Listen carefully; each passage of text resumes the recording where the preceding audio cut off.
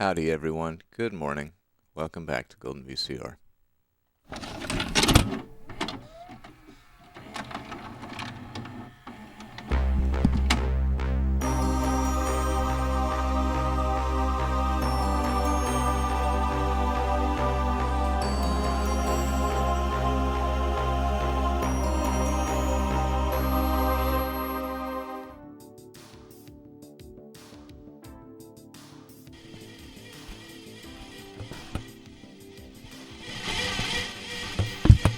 I'm rewinding a tape. It's Eyewitness skeleton, and it's making a spooky noise. So hopefully it'll be fine. Hopefully we're not eviscerating Martin Sheen's beautiful narration track. That'll be coming up next. But first, we have a different tape. This is probably going to be a shorter stream. And a low-key one. I got a few things to focus on, and also... Oh, you're right, it's not. I've got a few things to do, and also, I'm running out of hard drive space. So... Oh, that's very curious. The chat truly isn't working. Let's fix that. I don't know why that's happening. I should, let's see. Let's look at the log. Well, that doesn't tell me anything, but let's just kill the chatbot. Oh, let's go to the right directory and kill the chatbot and bring the chatbot back up. And we'll see if that works. Okay, our tape is rewound. Like I was saying, this might be a shorter stream today. I gotta organize my hard drive.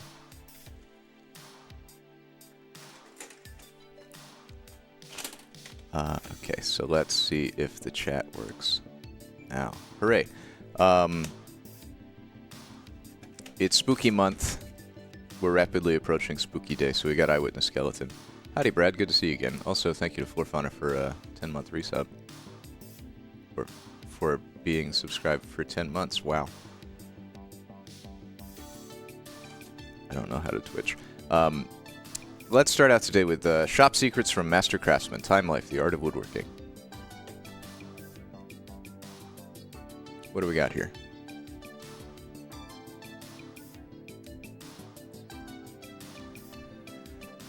Tape number 717. Time Life Books takes you into the workshops of 4 master woodworkers, where you'll discover shop tips, techniques, and trade secrets of the pros. Learn from the masters. Spend an hour with some of America's finest craftsmen in their own shops as they demonstrate tools, techniques, and shortcuts that will make you a better woodworker. John Aikes, Frank Klaus, Mike Dunbar, and Joe Truini, who presents an ingenious router jig not found in any owner's manual.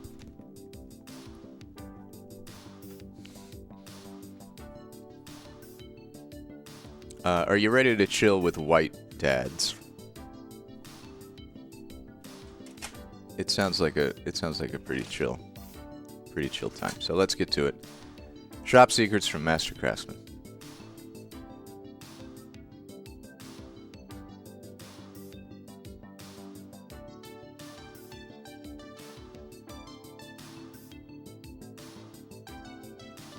There it goes. There goes that beautiful VCR.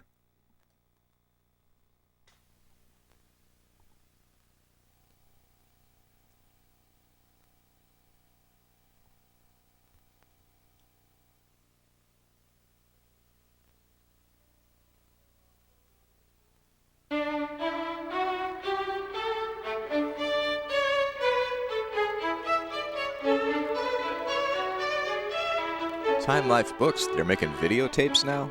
Oh man.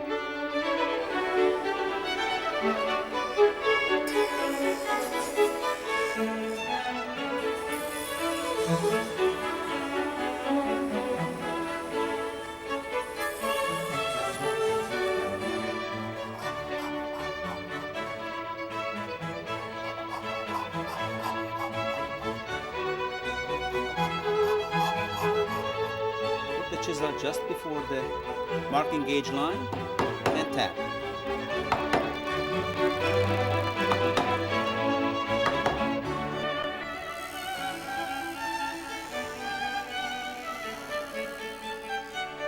A lot of woodworkers do it visually by sighting down the saw, but I prefer to do it by feel, with my fingertips. I can tell whether the cutter is hot.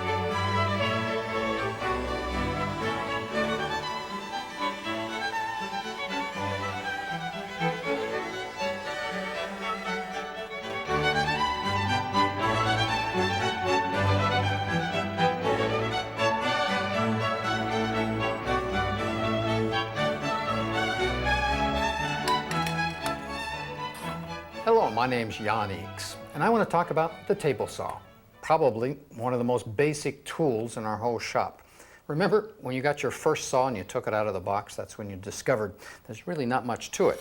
You have a table and a saw blade, so you have some way to put the wood down and there's something to cut it with.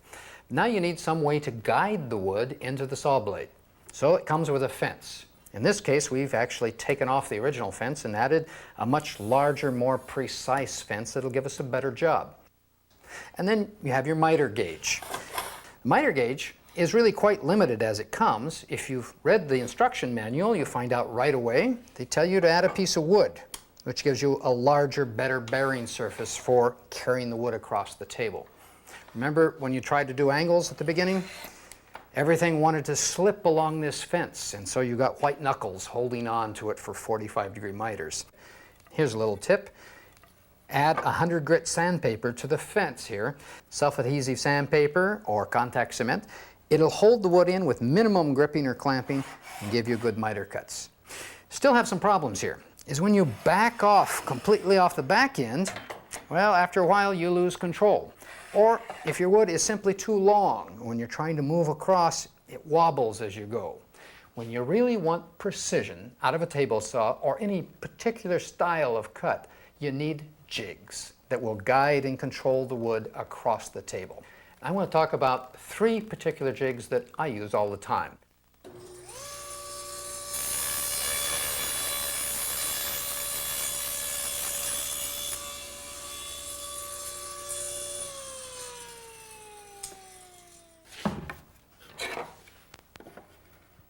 Now that's square. And that's not easy to do with a board this wide, this long, with a regular miter gauge. It would kind of wobble all over the table. You probably wouldn't get it that precise. The sliding table or the crosscut jig carries wood very easily and nicely squarely to the blade.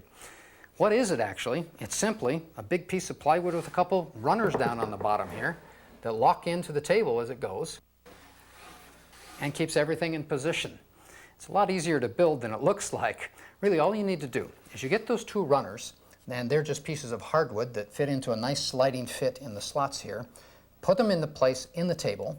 Take a piece of plywood, a little larger than your table, lay it down on top, and square it out to some extent. You pull the runners and the plywood out over this edge so that you can just get underneath and drive 2 screws in. Put it on the other side, put the screws down on the other side, and the whole thing's starting to come together. Now, if I were to raise the blade and cut into it, it would fall into 2 pieces, and that won't help. So we add this framework on the back side to help hold it all together. And this doesn't have to be square to anything. Just put it on there approximately square. That's good enough. Now we're going to cut through, actually. Turn on your blade, cut through, not all the way. Let's go about 3/4 of the way through this piece of plywood. Stop, turn the saw off, and back off. Now we put the fence on. I like to attach the fence with glue and then 1 screw on one side. Bring the square in alongside the cut that we just made in the plywood and move the fence back and forth on that pivot until the square is perfectly lined up with the slot. Then you can screw it in the rest of the way to make it solid, and our fence is now exactly perpendicular to the cut itself. Run the saw through completely and you've cut it in half, but it doesn't fall apart because these 2 sides hold it together. You add plexiglass on the top as a dust protection, a solid block back here to literally stop the blade from coming through. Extension for my stop block here, and we have a good sliding table jig or a crosscut jig. And it can do a lot more than just trim off the ends of boards that are awkward to handle. You can do anything that classifies as a crosscut. A good example would be a half lap joint like this, and I'll show you how to do that. There's really only two things we need to know to make this relatively simple joint. That is to say, how deep do we cut to get halfway through the wood, and how far back do we cut to get this shoulder. I'm going to do both of them right on the jig without a tape measure. Our first task is to find out what half the thickness of this blade is, the wood. We'll drop the blade down a little more than halfway so that we know it's not quite enough cut. We're going to make a trial cut, test it, trial, test it. It's really quite fast, but you'll get precisely halfway through the wood this way.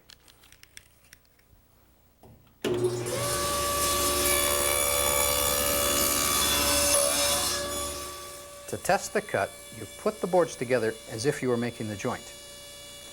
It's still a little bit proud here. We'll have to remove some more wood.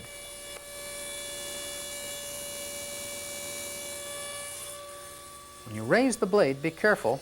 We're cutting into both boards, and the effect is doubled. A little goes a long way. There we are, already flush.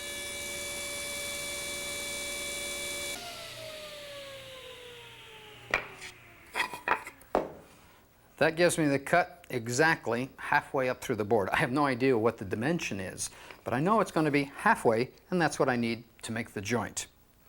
Now the next task is to cut this back to the shoulder. How far is that? Well, it's the width of the board that goes on this way. So rather than measure and transfer the measurements, I'm going to use the wood itself to measure it, and this time we're going to use a stop block. Stop block is simply a block of wood that goes on the face here. I've got a slot just to let me put the clamp in.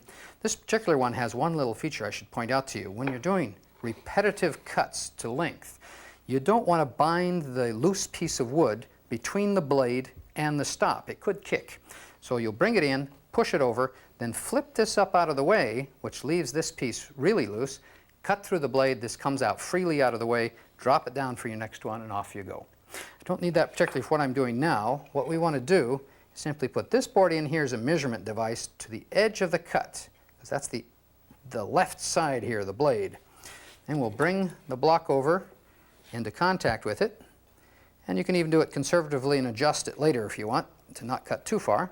Once you've got this blocked in right, you can do a whole set of these joints without moving anything at all. Now we're ready to simply bring this edge in that we had just prepared, do the same half cut here. In fact, we can do them both at the same time. And in fact, with this sliding table jig, we could gang quite a number of them up here and do them all at once. Really quick, easy, and accurate. Let's do it.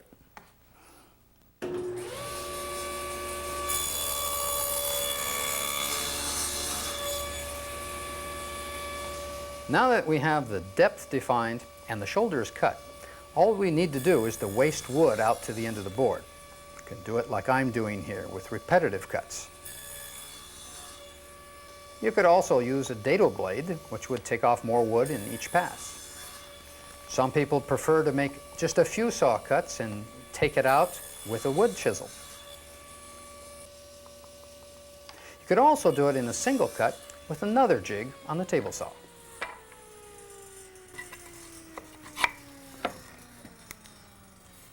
That'll make a good joint. All I have to do is just barely touch the surface up with some sandpaper, and we're right in there.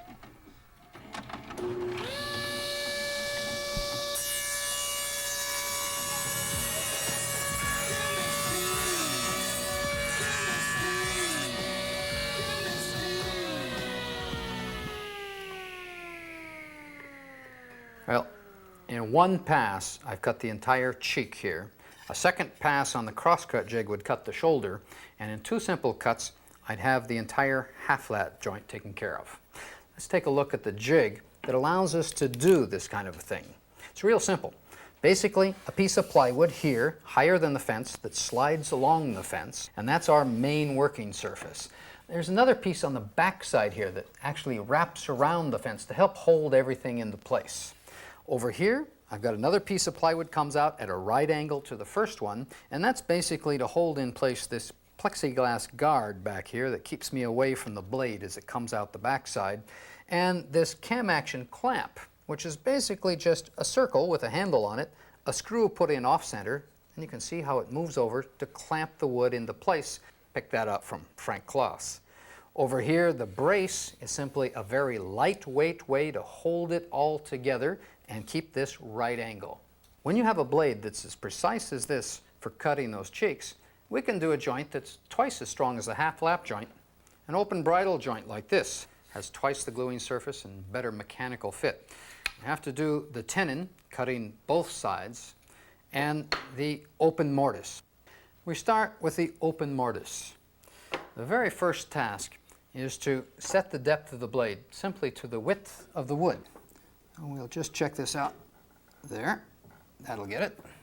Now we need to adjust the distance between the blade and the fence. We want it to be fairly close to the center of the wood. That's probably about there.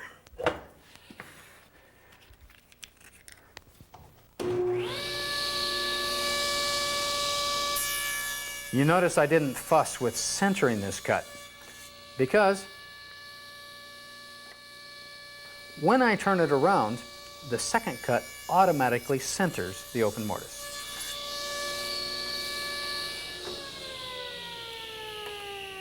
Now we have the open mortise cut, approximately 1/3 of the thickness of the whole board, and it's nice and centered. Now, to set up for the tenon cut, same depth, I'll actually use the one we just cut to give me a rough lineup. That is to say, I want to position the fence. Using the other piece, move the blade over into the meat of this one, which is the waist of my tenon. Do it approximate. We might do a couple of times to get it to exactly the right position.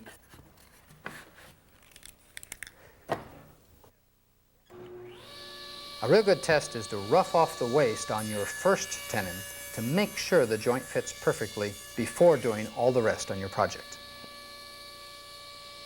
Once again, the fact of making 2 passes, 1 on each side, automatically centers the tenon. That's the cut I'm looking for. Cut off the shoulders on the cross-cutting jig, and the joint is finished. Oh, that's so many fingers. Let's How take a look intricate. at another joint, the box joint or the finger joint. It's a great way for making boxes because there's a lot of glue surface and it makes a very strong corner joint. It's quite attractive and it's easy to build. This particular one is made with 1/8" fingers and slots. That's just the size of a standard carbide saw blade. I'm going to take a look at the same thing but using a dado blade, approximately 1/2 inch wide. Now, how do we control it? How do we get that equidistance as we go? We're going to use the miter jig with a slight addition to it. Very simple little jig we're going to add on. Basically, it's just a piece of plywood high enough that we can support our material vertical up. We first of all cut a slot through the blades. That gives me a slot like this. Then I'm going to take and cut a piece of hardwood, use a plane to plane it down so it fits exactly in there. This is my indexing pin. And with that, a bunch of straight lines here are just to help guide me visually to keep my boards vertical up later on. Now, where does it go on here? Take a look. The blade itself cuts the slot, and that doesn't change because it stays in the same place and the same width. What changes is the distance between the indexing pin and the blade, and that's where the finger is. So if I move out this way, we get a fat finger. If you come in here, you get a skinny finger. And by moving the indexing jig left and right, you actually adjust the tension of the fit on this joint. Now, how do we get an approximately good position? I'll take a piece of wood that I just cut off of this one that I fixed up for the indexing pin, so it's the same thickness, put it next to the blade, and that defines the space of the fingers the same as the slots. In fact, I usually cheat it a little fat to start with. I'm going to fine-tune this by cutting into scrap wood the same hardness as my final wood, but only about 2 inches wide, so I don't have to cut for a long time to do my test. The first piece comes up tight against the indexing pin. I like to do them both at the same time, so I'll take my little spacer here again and space out the second one so they're indexed over. Eyeball with the pencil lines on the board to make sure it's vertical up. Let's get rid of that, and then we'll be ready to cut through with our first cut.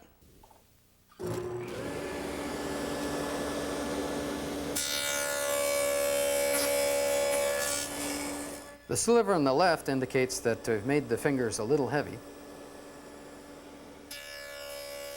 The depth of cut is simply the thickness of the board if you want the pins flush.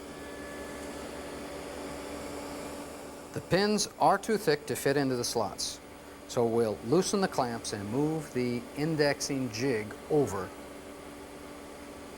We want the indexing pin closer to the blade to make thinner fingers.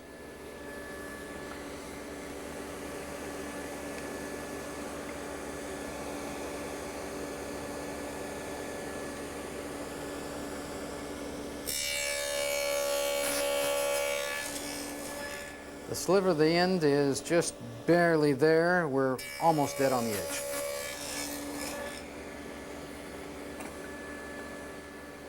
Now the fit is good and snug.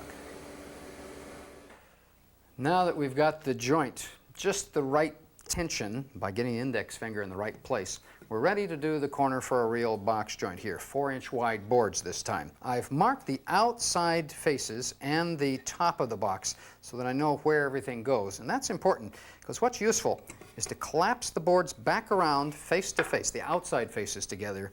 That stops tear out on the visible surface. Put them in here, index it as usual, and we're ready to cut.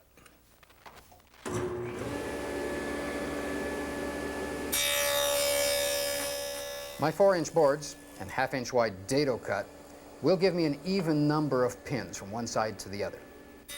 If in your job you come out with an odd size pin on the end, if it's strong enough, leave it. It can look nice. If it's a weak little sliver, you have two choices. Either make your boards narrower, cutting off that odd size pin, or just add spacers to your dado to make larger slots and fingers.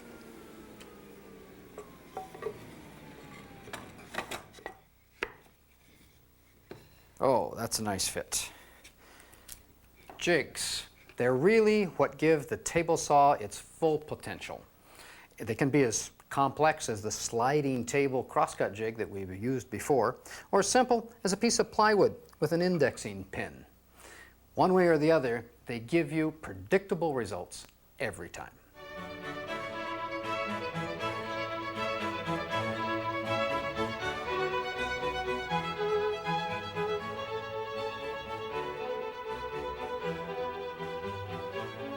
Hello, my name is Frank Klaus, and I'm going to talk to you about dovetails.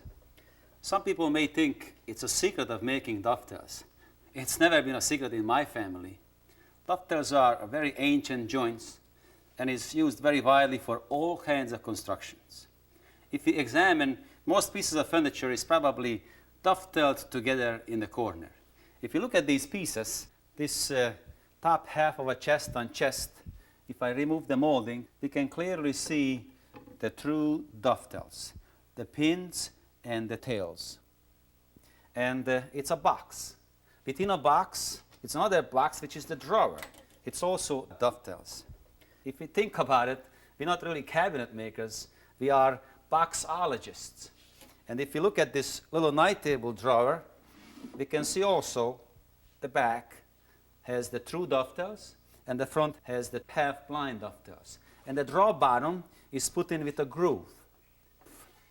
The back of a drawer is narrower, so it can receive the bottom.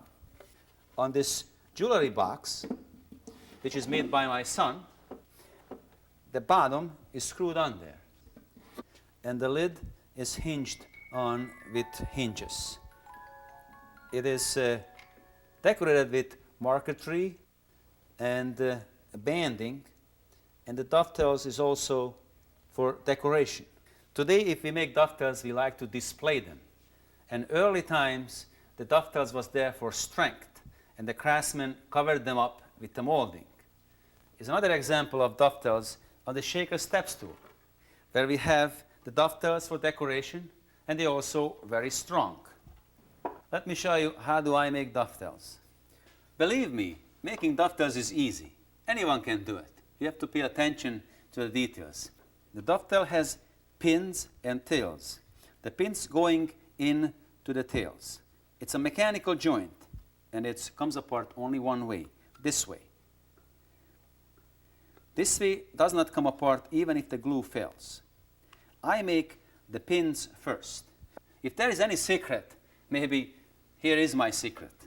I make the pins, and these will be my templates. I don't use any template, any gadgets, bevel gauge.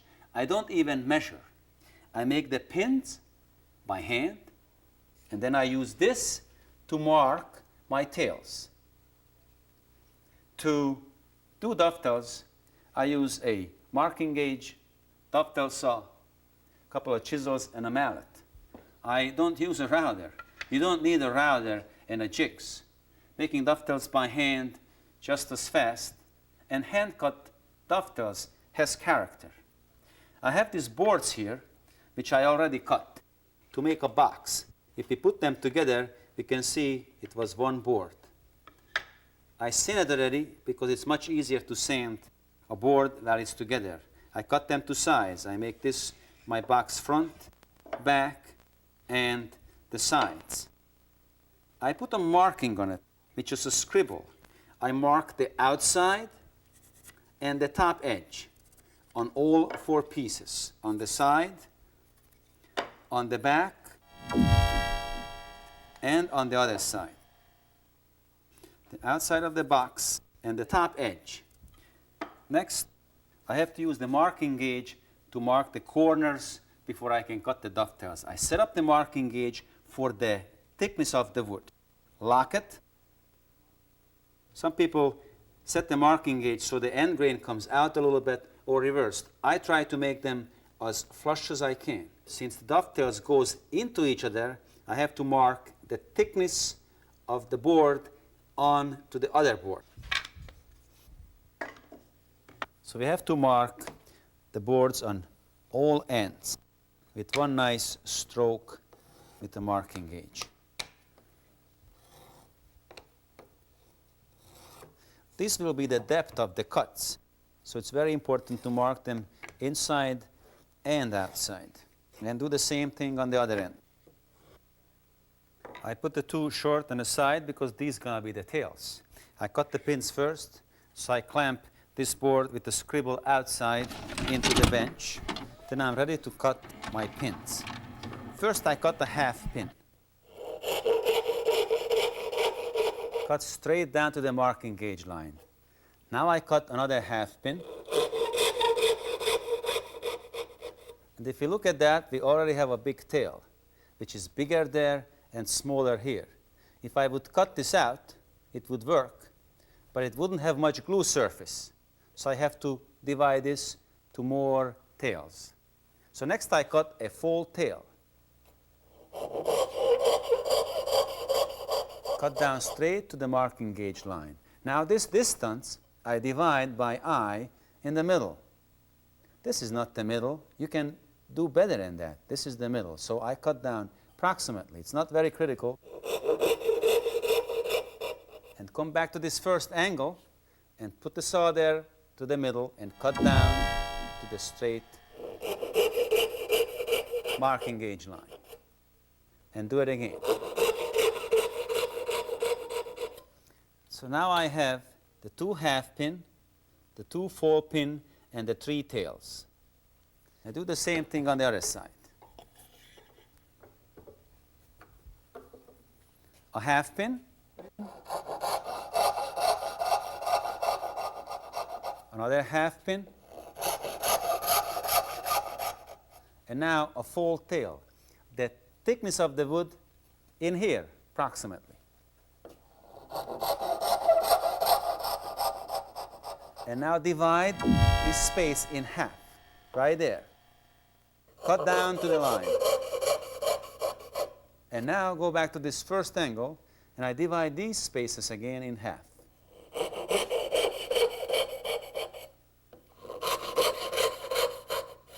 And I do this on both ends on the two boards. The next step is to chisel it out.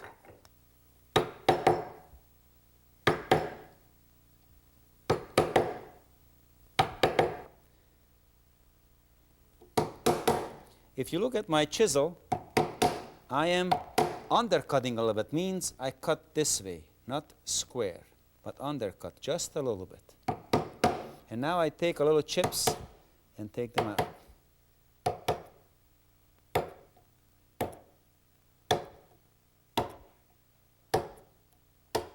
And tap down more, a touch undercut.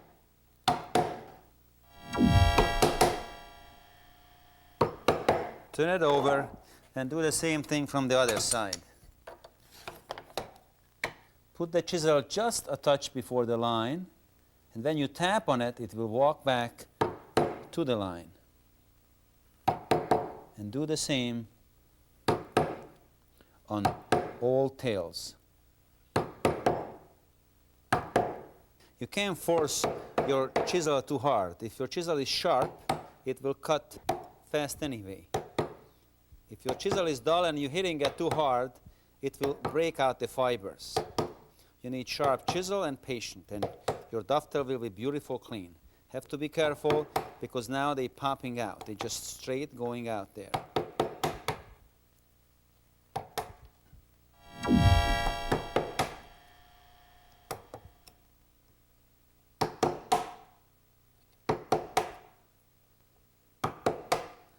Then do the same thing on the other ends.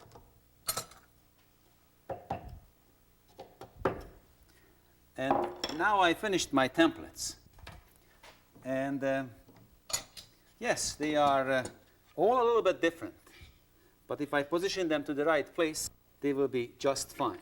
So what I got to do is make sure the scribing is down to the bench, the scribble, and facing each other, just like that. And now I put my pins onto the end with the marking outside. Put it there, nice and flush on the outside and on two sides, and mark it with one sharp pencil line. The same on the other side.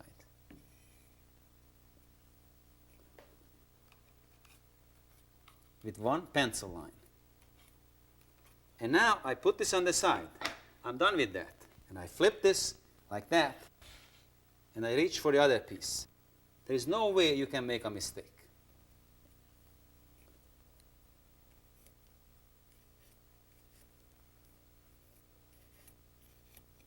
Flip it over, and there you have it. I cut down on those lines. I chisel out for these two full pins and cut away these two half pins. Now we're cutting the tails. Cutting the tails, you have to be more careful. When you're cutting pins, a little bit this way, a little bit that way, doesn't matter. Here it does. You have to be careful to cut down the line at the waist side to the marking gauge lines, straight across.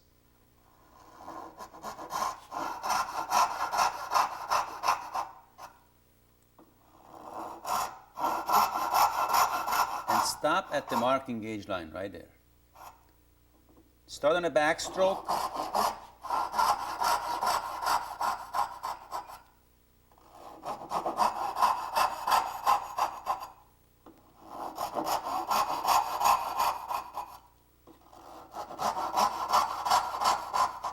Let's do the other side.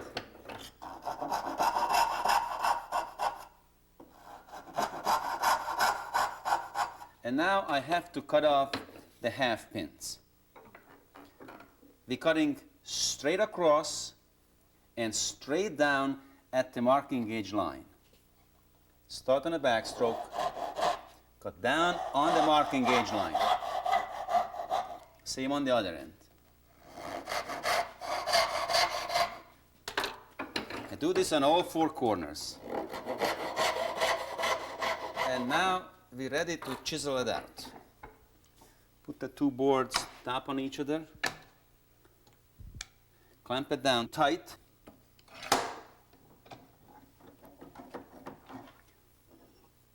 And chisel. Put the chisel just before the marking gauge line and tap it.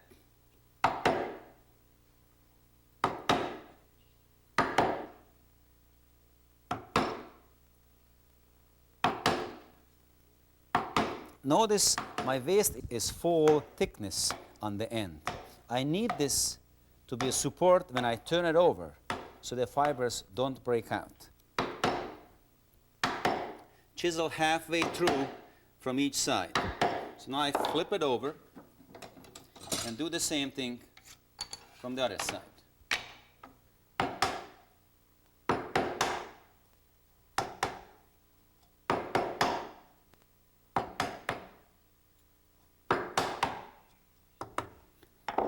And now I have to push them straight out because the dovetail shape, I just push them out like this.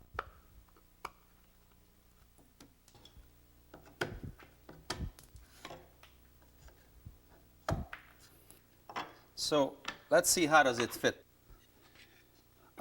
If your dovetail is too tight, you can chisel a little more, or once the glue gets on, it swells up a little bit.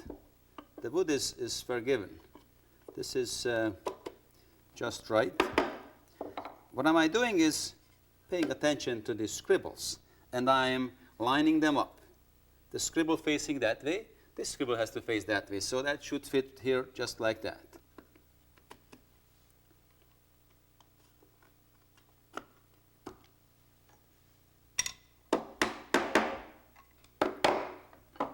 And here is our box.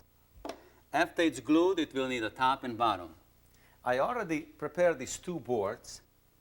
Will be the bottom and the top. It's bull-nosed and it's sanded. And the bottom will be screwed onto that, just like that. And the top will be hinged with a couple of hinges, just like this. And here is one of the many use of dovetails. And you can do this if you try. Good luck with it.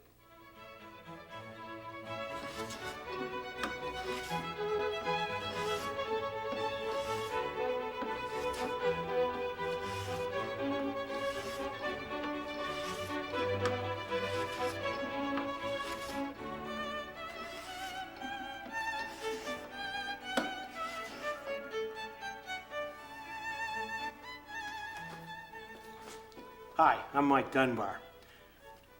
This is a piece of curly maple. It's the backboard for a candle holder. I'm hand planing it because the hand plane's the right tool for the job. No machine, no sandpaper is going to give me a finish as smooth as will this hand plane.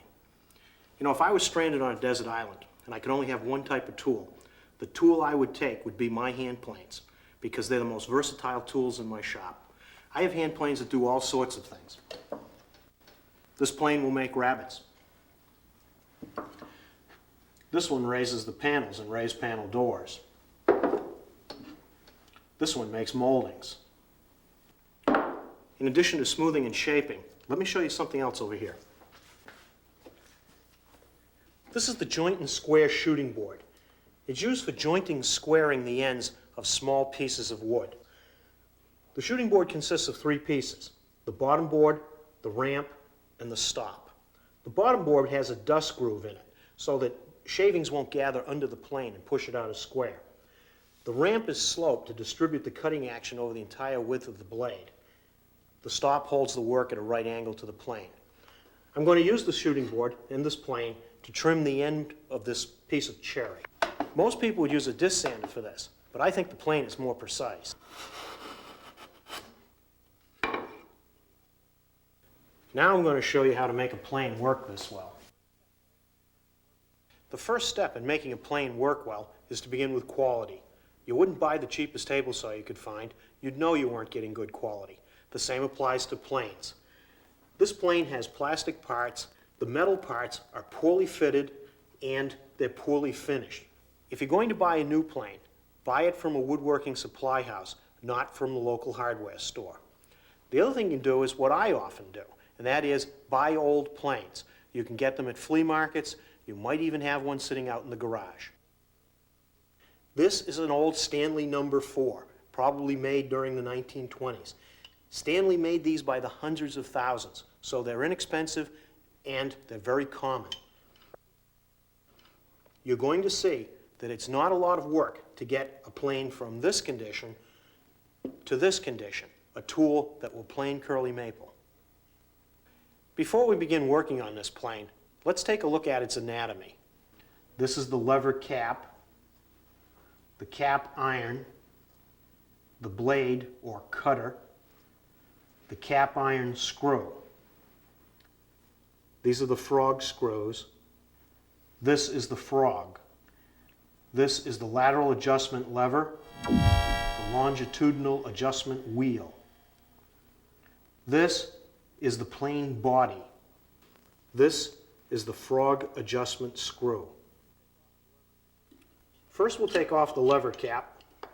That allows us to remove the plane blade and the chip breaker. The two are held together by this screw. This is the frog. Obviously there's a lot of rust buildup down here. We're going to have to clean that up. These two screws hold the frog in place. When I loosen them, we'll be able to take the frog out of the plane.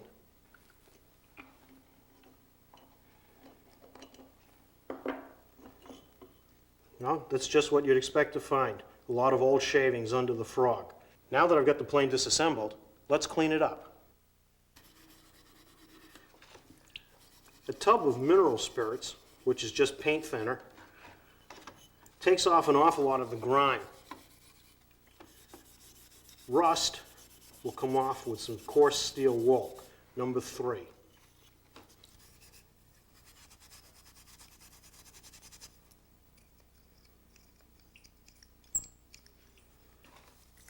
If there's any grime that doesn't come off in the mineral spirits, don't be afraid to let it sit a little longer.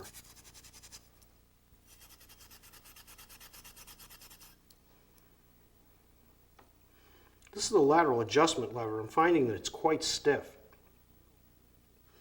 I can work some mineral spirits in there to help loosen it up, and I'll loosen it up further with oil later on. Now, on the other side of the frog is the longitudinal adjustment wheel. It's on a left-hand thread, so I turn it clockwise to back it off the stud. I can remove it completely, which allows me to clean it and the Y yoke.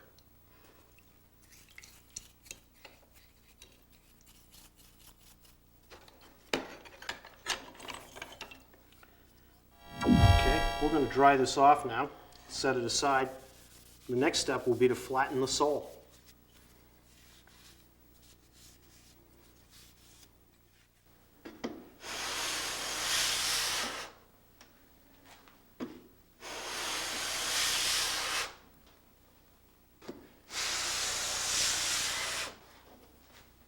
You know, it would make sense that a tool that's supposed to produce a flat surface would have to have a flat sole itself. However, that sole is anything but flat. The shiny areas are high. The dark area is low. That's the result of wear. However, don't make the mistake of thinking that a new plane is perfectly flat. I sprayed the sole of this plane with a red layout fluid and then ran it over the lapping table. The sole of a new plane is very seldom perfectly flat. To flatten, you need a flat surface. Some woodworkers use the top of their table saw, but I like a dedicated surface. I use a piece of 3/8" tempered plate glass. To it, I glue a sanding belt with spray adhesive.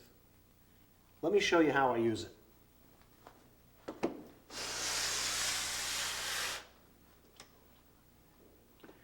Notice that I'm maintaining even pressure.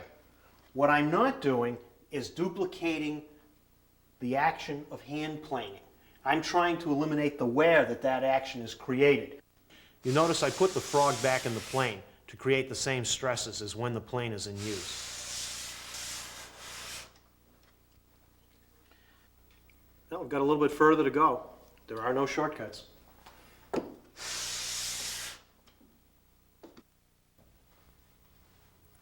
There, I'm done on the lapping table. You notice there's a slight hollow here. Not concerned about that. The plane does make contact all around the edges of its sole, and above all, right here along the edge of the mouth. I also lapped 3 other areas. The front edge of the lever cap,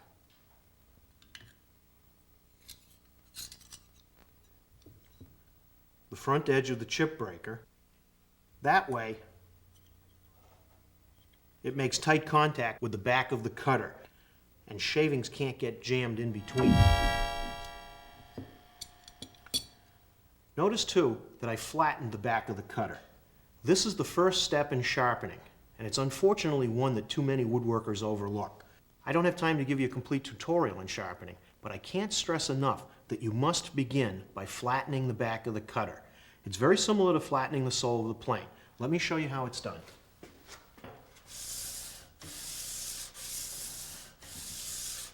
Be sure to maintain very even pressure.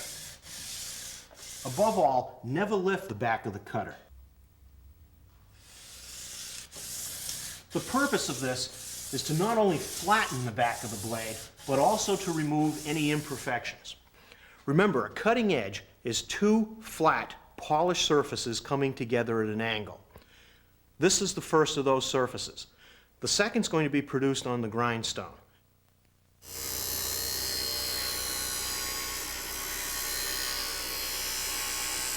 Don't try to grind too fast or to use too much pressure because you'll overheat the blade. Quench the blade periodically in cool water. If you overheat the blade, it'll lose its hardness and it won't hold an edge.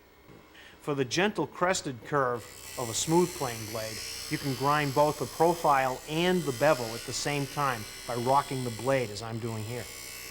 I don't place the blade flat on the rest. I get more flexibility by using the rest as a contact point. Grinding is a matter of practice. I've ground hundreds of plane blades, so I can do it freehand. But if you're not comfortable, spray some layout fluid on the back of the plane blade and trace the profile you want and grind to that line. Grind the bevel to about 35 degrees. The important word here is about. You don't have to get crazy about it.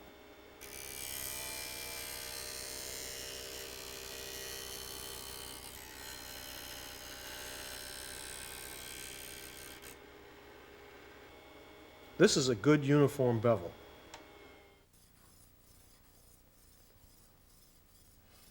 Remember, a sharp edge is a result of two flat, polished surfaces coming together at an angle. Before I ground the bevel, I flattened the back of this cutter on the lapping table. Now I'm polishing it. The degree of polish that's necessary is a mirror finish. I started on 330 grit wet and dry sandpaper on the lapping table. I'm now using a medium grade ceramic stone, and I'll finish here on the white fine ceramic stone. Until I'm done with this process, I can't even begin to talk about honing the bevel.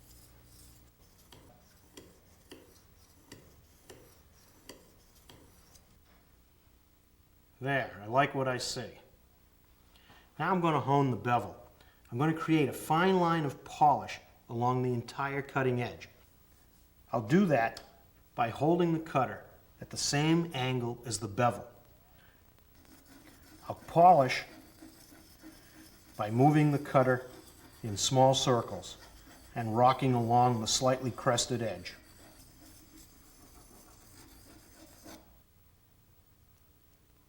That's it. It doesn't take much.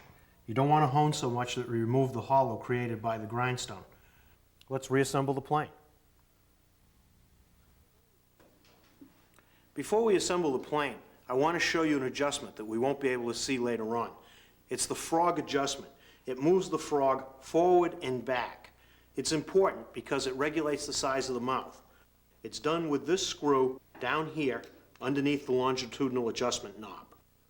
Now as I turn this screw counterclockwise, look down here in the mouth and you'll see the frog being backed off. Now that the frog is backed off, we need to assemble the chip breaker and the blade. This is the way to do it to avoid any damage to the cutting edge. Set the chip breaker back about 1/16 of an inch. That gives the cutting edge plenty of support so it won't chatter. The assembly fits on the frog. With the chip breaker and cutter in the plane, you can see the lateral adjustment. The longitudinal adjustment the movement of the blade back and forth is done with this knob here. I'm going to adjust the knob until I can feel the cutting edge resting on my fingertip. Now I'll put on the lever cap. It fits over the lever cap screw and push down the cam. Now I can make the final frog adjustment. The distance between the cutting edge and the front of the mouth should be no wider than the shaving that has to pass through it. Since this is a smooth plane used for very fine work, that's going to be a very narrow opening. Now I can tighten the frog screws. They should be snug, but not so tight that you risk breaking the cast iron frog. Now we can make the final adjustments.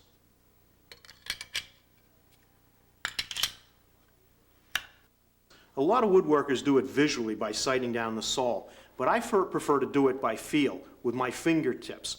I can tell whether the cutter is high on one side or the other. I can also tell whether or not it's set deeply enough. There, that's just about right.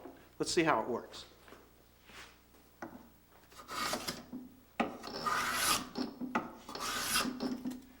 There, that works as well as the plane we began with. You know, I've been working wood for 20 years. Using a well-tuned hand plane is still the most satisfying experience.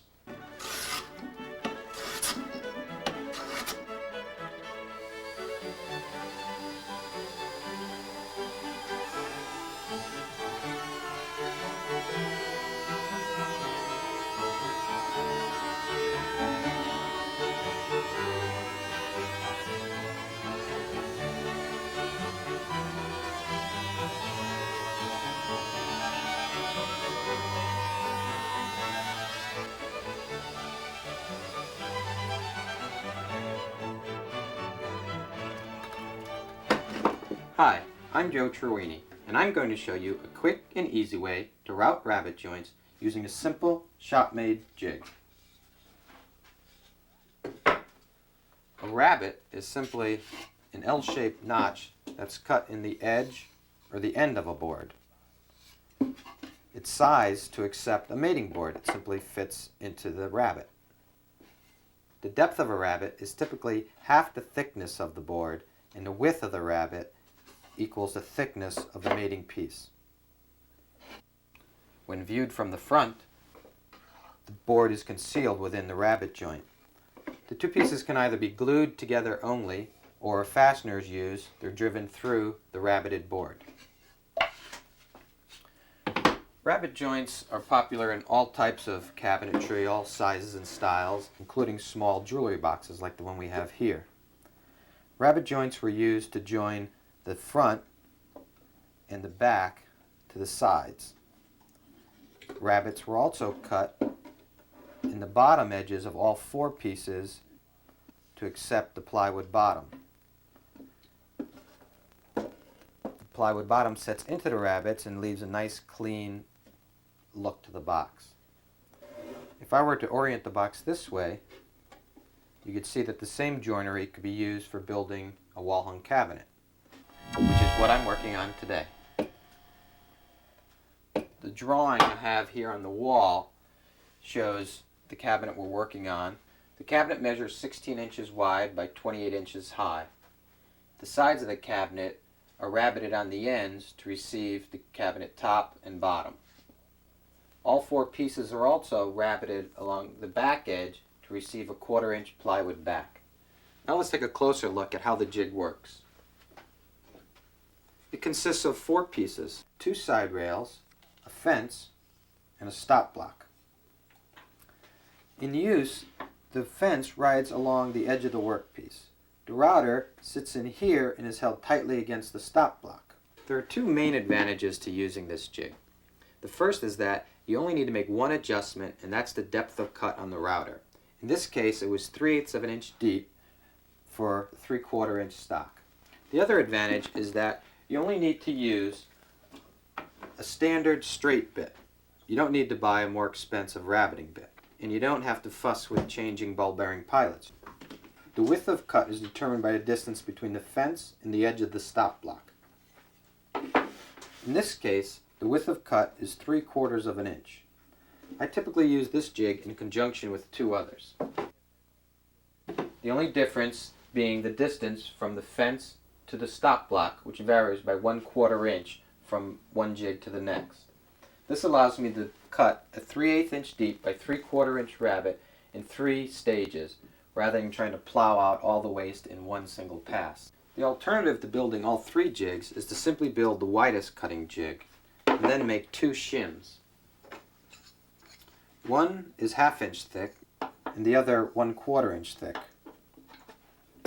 Insert the thicker shim and make the first pass to cut a 1/4 inch wide rabbet. Then replace it with the second thinner shim to cut the second pass and form a 1/2 inch wide rabbet. The third and final pass is made without any shims to complete the 3/4 inch wide rabbet. Okay, now let me show you how I made the jig. First I cut the parts to length, and then I notched the side rails to accept the 1 inch wide fence. I usually make the fence out of hardwood. If you use plywood, I recommend covering with plastic laminate to create a durable surface. I also notch the fence before I attach it to give clearance for the bit.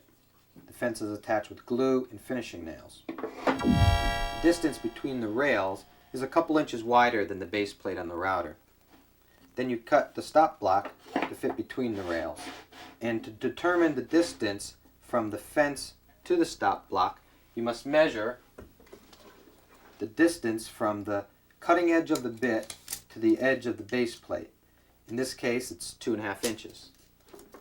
Then you add 1/4 of an inch, or whatever you want your width of cut to be. You add that. In this case, it's 2 3/4 of an inch. And that's where you fasten the stop block. Clamp it and make a test cut in a scrap board to make sure it's in the right position. Then simply trim off the rails and glue and nail the stop block in place. I've got one more cut to make, and that's for the plywood back. And for that, I'll use the 1/4 inch jig. I start with the jig held firmly against the edge of the workpiece and the router against the left-hand rail, with the bit clear of the workpiece. I advance the jig and the router across the board to approximately the middle. Then I switch hands and use my left hand to push the jig and router through to the end of the cut. If this were an end rabbet cut across the grain, I would have begun by making a small back cut to prevent tear-up.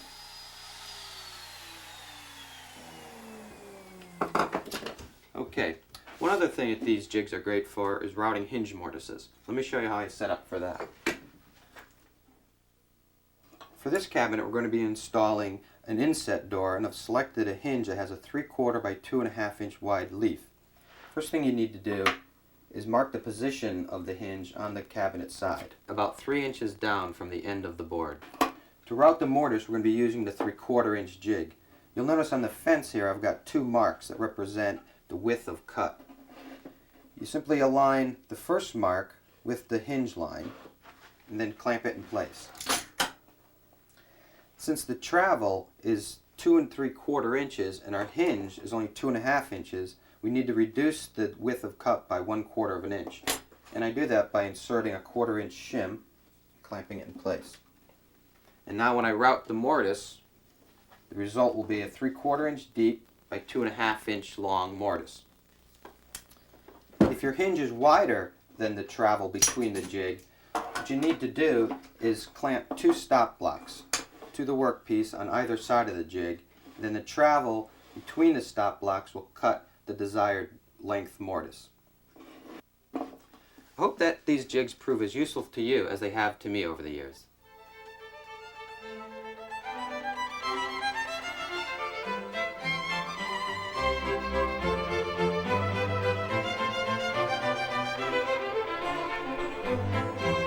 Hold on. How do you play a violin? Alright, so you're holding it like this. No. Yeah, I don't... It's like out here. This is the neck of the violin, and you're holding it against your throat, and then you go like that.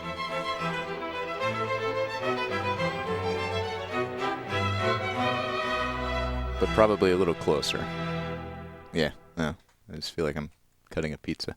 That was Wood Dads. Did you enjoy the dads and their wood? From Time Life Video, 1994. Let's see what else we got. We have a couple of songs to get to. Courtesy of Seemingly Jess, we have a celebration of all things Hammer. That's Hammer Time, as well as Green Day Rock. Bringing us a song in honor of Brad, who's able to join us today. It's been a while, Brad, and we're glad to have you here. Let me rewind this tape real quick while we're doing this. And that's going to be Kiss That Frog. So let's see. Hammer Time. Kiss the Frog. That frog. All right. Here we go. Hammer time. Can't top this. Oh yeah. Can't top this. Here with my friends. Can't top this. Mr. Saw. Mr. Oh yeah, they were Fire, talking about and frogs. Mr. Screwdriver. My name is Hammer, and I'm here to say I'm a tool that hammers night and day with an awesome swing and chill and blow. Can drive any nail where I want it to go. Can whack on walls, whack on wood, knock things together, and it makes me feel good. So you better step aside and watch me pound. Watch me hammer all these flatheads down. Go hammer, go hammer, go hammer. Yeah, I'ma do my thing. Go hammer, go hammer, go hammer, go hammer. Watch me move. Go hammer, go hammer. Cause I'm in full effect. Call me hammer cause I'm way cool. When hammer's on the scene, I totally rule. Don't twist, don't pull like a pair of pliers. Don't screw things down like a squeeze screwdriver. I'm a hammer, busting on any old nail. Give me lots of room and watch this home tool lair. You better step aside and watch me bang. You can't stop this, it's a hammer thing. Go hammer, go oh yeah, like I said before, we are in full effect. Go hammer, go hammer, go hammer. And you can't stop this, like I said. Y'all know other tools are way cool, but hammer is a tool that totally rules. You can't stop this. Excellent. And now we have Kiss That Frog, another classic, really wild and out there CG-filled Peter Gabriel video.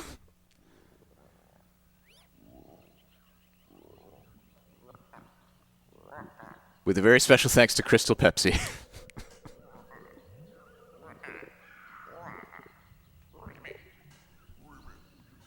I haven't seen this one in a while.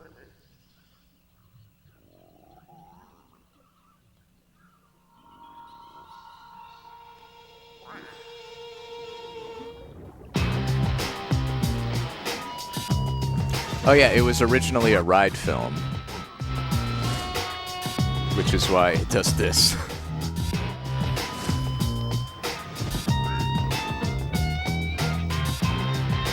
Oh, yeah, the frog has Peter Gabriel's eyeballs.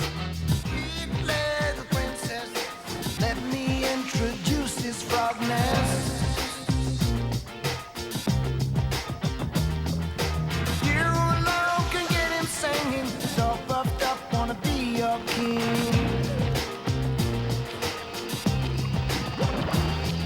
Swear that this is royal blood running through my skin.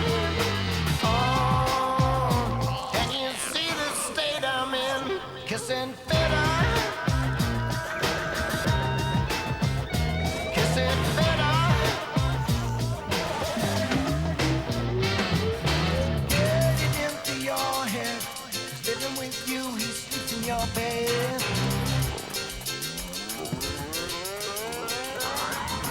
Can you hear beyond the croaking? Don't you know that I'm not joking?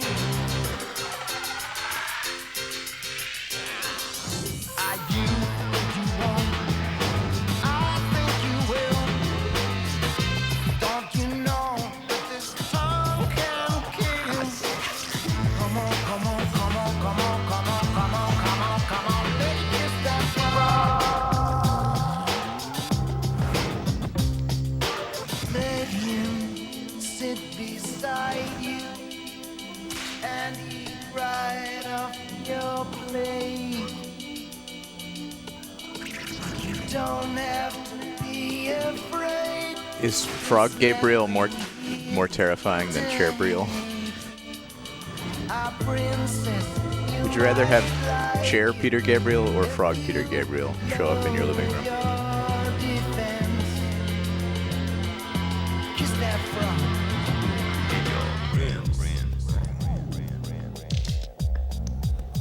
Get your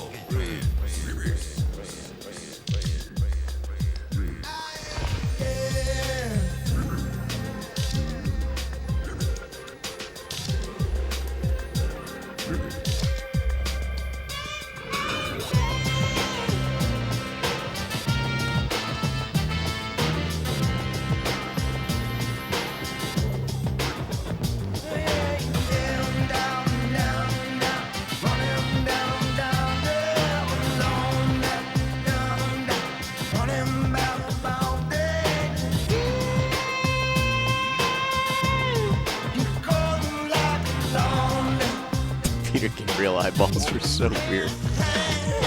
Jump in the water. Come on, baby, jump in with me. Jump in the water. Come on, baby, get wet with me. Jump in the water. Come on, baby, jump in with me. Jump in the water. Come on, baby, get wet, get wet, get wet. Peter Gabriel loves doing this thing where he has a really catchy chorus to a song, and he holds off until the end. Like it's 4 minutes without the chorus, and then he puts it in at the end. Jump in the water. He does with San Jacinto too, which is a great song.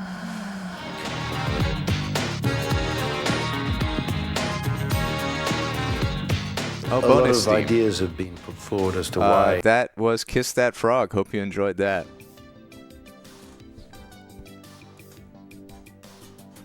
My favorite part is the eyeballs. I can do a couple more tapes here. Let's take a look. Before we do Eyewitness Spooky Skeleton in celebration of the month of October, how do you feel about Animal Hijinks with Johnny Carson? I feel like this still has dad energy, but in a different kind of way. Johnny Carson's hilarious moments with furry and feathered animal guests. Volume 1. Some of The Tonight Show's most unforgettable moments occurred when Joan Embery of the San Diego Zoo and Jim Fowler of Wild Kingdom introduced audiences and Johnny to the always unpredictable world of wild and exotic animals. Aminals. Time and again, these lovable critters reminded us all that the king of late night was no match for the Aminal Kingdom. It was unkind, but I rewound it while we watched Kiss That Frog. This is a compilation from 2000 of clips from the glory years of The Tonight Show with Johnny Carson.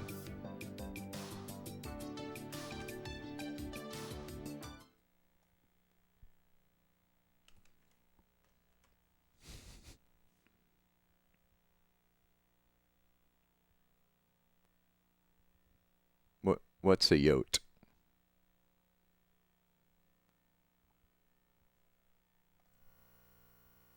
Oh, a coyote. Okay.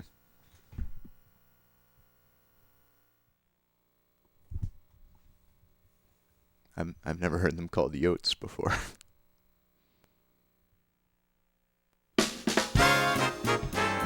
If you'd like to order additional copies of this video or other great videos from the Johnny Carson collection, now you can simply by going online to johnnycarson.com. www. This is it, the one and only official premier website for fans of Johnny Carson and The Tonight Show.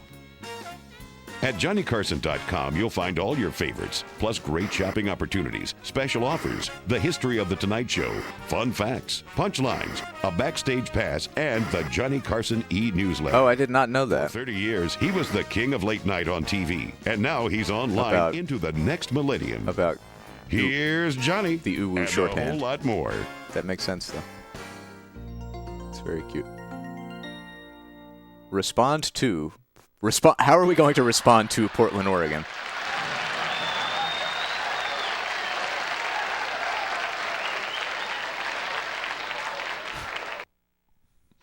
All right. Here's Johnny. Let's keep the milk coming on that one. Ah, now that is a very big rat. No. This is a bush dog. A and, bush dog? She was sent to us from the West Berlin Zoo, and they received her from South America. And they're an endangered species. And Can you hear it? hunt in packs. Hey, you would talk? You a good girl, huh? You good? Aw. Huh? Oh, she loves people. Huh? A bush dog. They're not too commonly found in zoos. We've raised about 12 of them. You want to hold her? Sure. She likes you to hold her on her back and rub her belly. Well, so do I.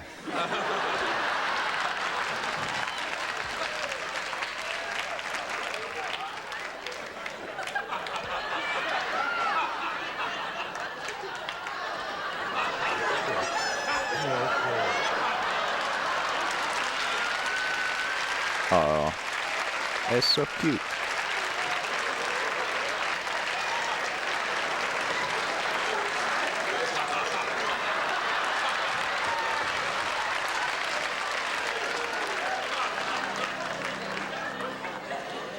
I'm in room 607. Look at this, going to sleep.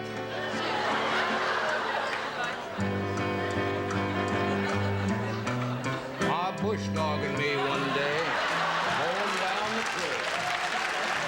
Came upon an old bush dog and said in hair and tail,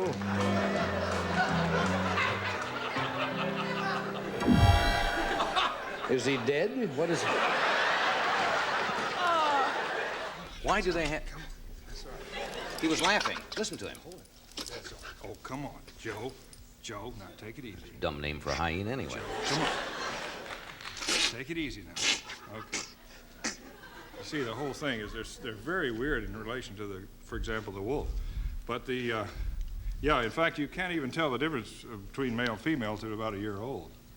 And nobody knows why this is. They're just... They're born with the same sexual organs. Both have a penis, in fact. Yeah, the female has a penis until she's about a year old. Very interesting little bit of trivia. No, that's interesting. Must be been a reason for that. Yeah, it just falls what off. It is. I mean, that was a legitimate jungle question. That's a jungle lore question. Nobody really knows what the changes that occur, but it's a Must be kind of depressing when the guy thinks he's a male all that time, and then...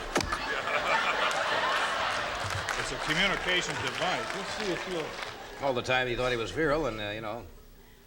It's a communication device. I want to make sure he gets some meat here to eat. If he's hungry, he may not be.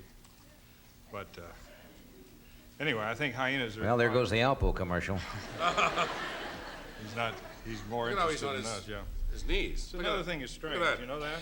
And they also are extremely powerful with their jaws. They eat bones, frankly. That is a strange-looking animal. Sure is. Well, Jim, I thank you for bringing these here tonight. Really, it's fascinating. Every time you show up with something. Well, this was, by the way, raised by a place in Virginia called the Pet Farm, and it's like I say, one of the few tame ones in the United States. Yeah. Jack, look at John. Jack You see that? Crippen. They sit on their knees. See where yeah. Well, if your penis fell off, you'd be on your knees, too. Thank you for coming, Jim. Really.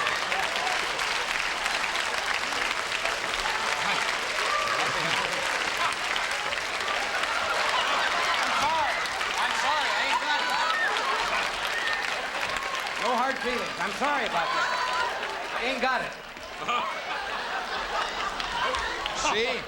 They're also a very sensitive animal. Oh, hold it. This one's for you. Hold it.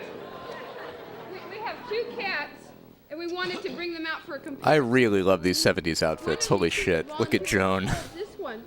This is one of our Siberians. We now have he had 20 born. Has he got claws? Oh, yeah. There you go.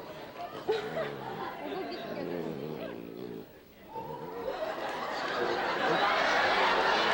All right. It's all right.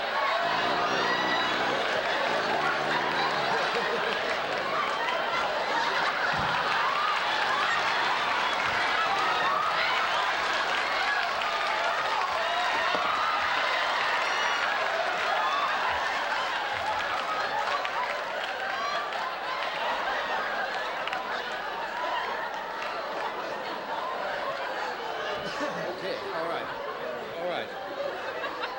Okay, yes. Yes. This is a tiger. That is one of our Siberians, which is another one of our very rare animals that we bred at the park. And Cody is the cougar that was on as a baby with all of his spots. He was just a tiny little baby with a wolf, and he's grown up. That won't make him angry, will it? This one does have claws, I want to tell you. Oh, yes. Now I know what a gelding is.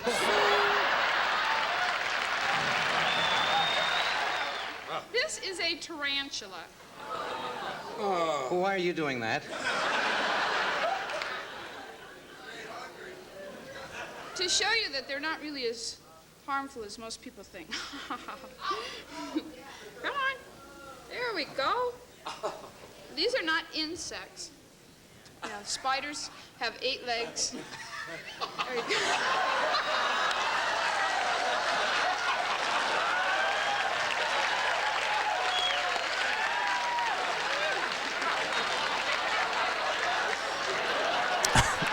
A Rancho.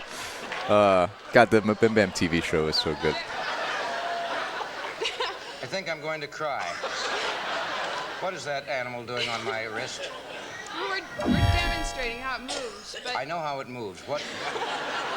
That is a tarantula, isn't that is it? a tarantula. Now, they're not as poisonous as most people think. How poisonous are they? Well, What is he doing there? Preparing to strike? Isn't it better if they keep moving? If you don't anger them, normally. Don't anger them. What, am I going to say you're ugly or something like that? I'm not going to get him angry. How do you get a tarantula angry? Well, by blowing on it. I'm not going to blow on him. Why would I blow on a tarantula? Give me one good reason. Or grabbing it. I won't do that either. No, I wouldn't blow on it or grab it or do anything. I Or wouldn't poking make at it. I like him. I wouldn't make him. He's a good-looking tarantula. Why didn't he walk up? He's going up my arm. He's going up my arm.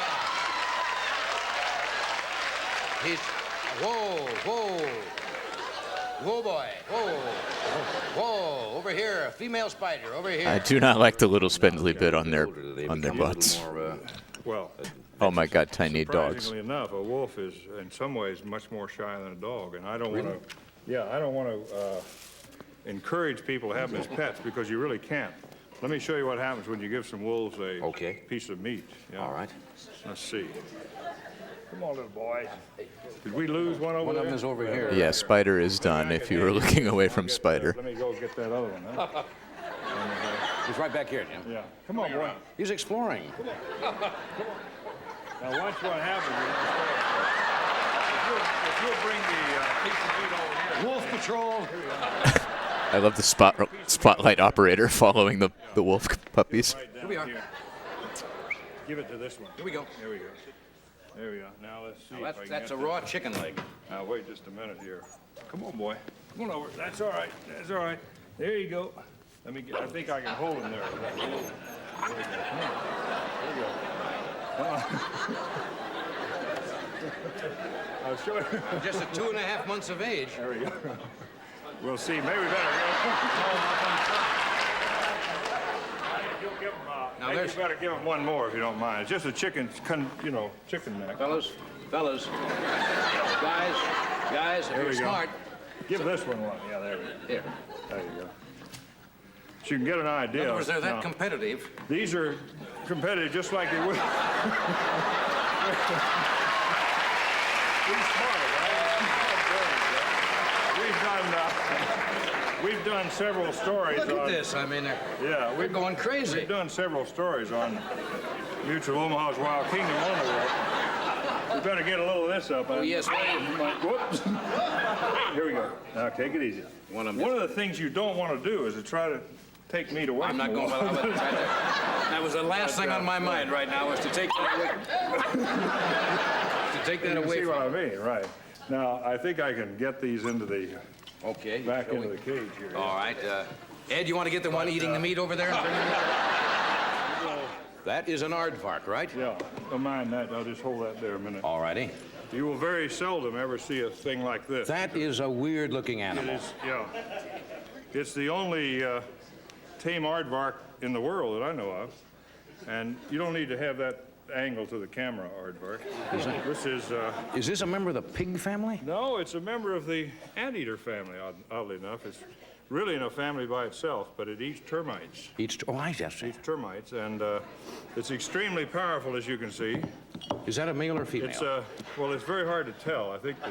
Well, when you're that ugly, it doesn't make any difference. These are you a male or female? Who cares? I love you. These are nocturnal. They live in burrows. They breed at night, and they also. Oh, there's my coffee cup. They breed underground too. Yeah. I suppose aardvark would be in part one. I want to see them in the daylight. Let me show you a couple. Now listen, he's very powerful.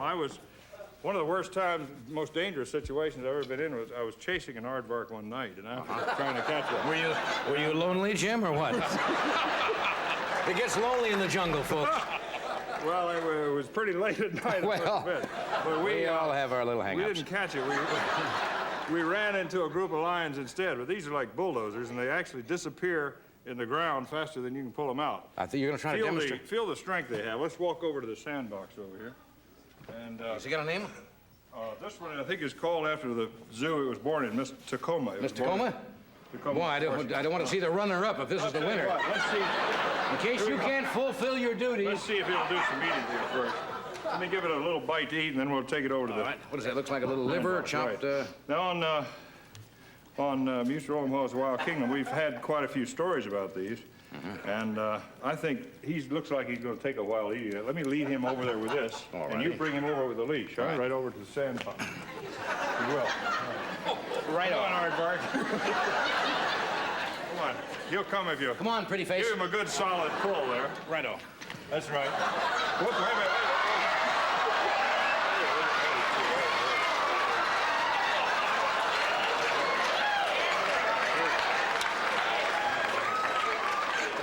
Problem here, Johnny. Yeah, the collar's a little... Look, here's the way we can do it. If you'll pull this, I'll push, and I think we'll see if we... Wait a minute. Whoa. Here we go. All right. There we go. Come on. That's good. Now let him see this. I want to show you what he does when he gets in some sand here. Whoa. He should do some... There you go. Now, they are so powerful... Well, the claws. Excuse me. Let me get that leash off of him. He might get tangled up in this. They're so powerful that they actually can disappear faster than you can catch them. Come on. Still got you tangled up. Even though they're dead. Oh, I see. No wonder. No wonder he was...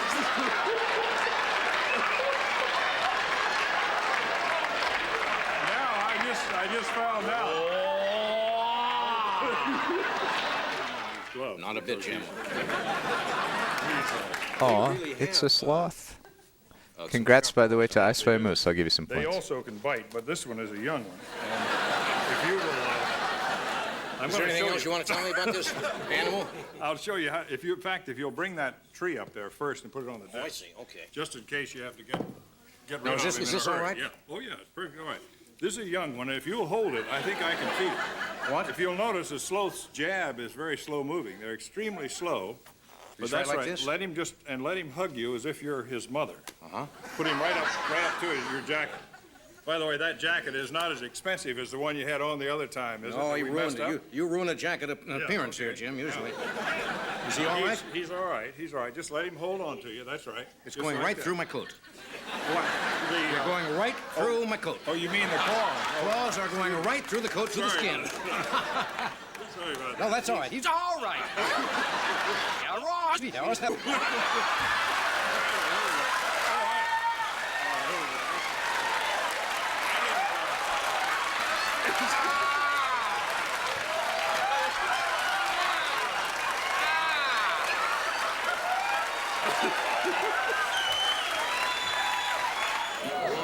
All right. Yeah. You have to be kind of quiet here. That is an ugly-looking bird.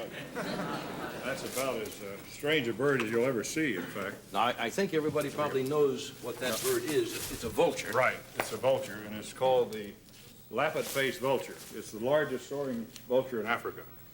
And just take a look at that face, huh? Incredible face, right? That's not a pretty sight. Yeah, let's see. Here, oh, wait a minute. You better take that glove because, yeah, if you don't mind. Yeah, just put that on your left arm, all right? On my left arm. Now, Johnny, if you'll come over here. He's eating raw meat. While he's in the mood for feeding, I want you to call him to the fist. Oh,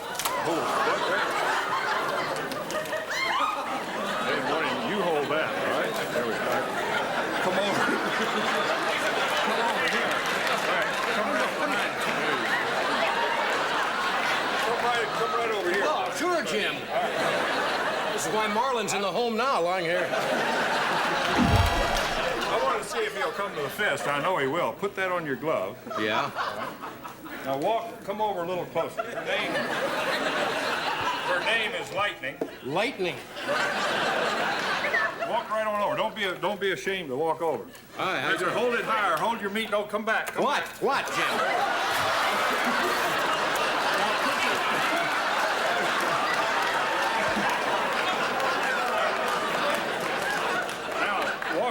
Walk where? I think that he will come to your fist if you just hold your fist steady and high. Hold it like out in front like this.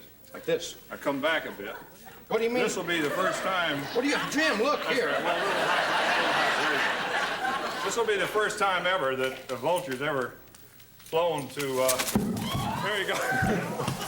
How you like that? Huh? Now bring him over here.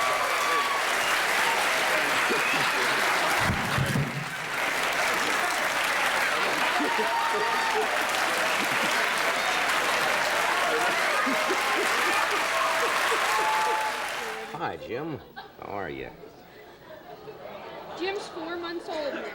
How are you, Jim? He was the biggest gorilla ever born in captivity. I know it's a drag, isn't it, Jim? Yeah. He weighed 6 pounds when he was born. Yeah?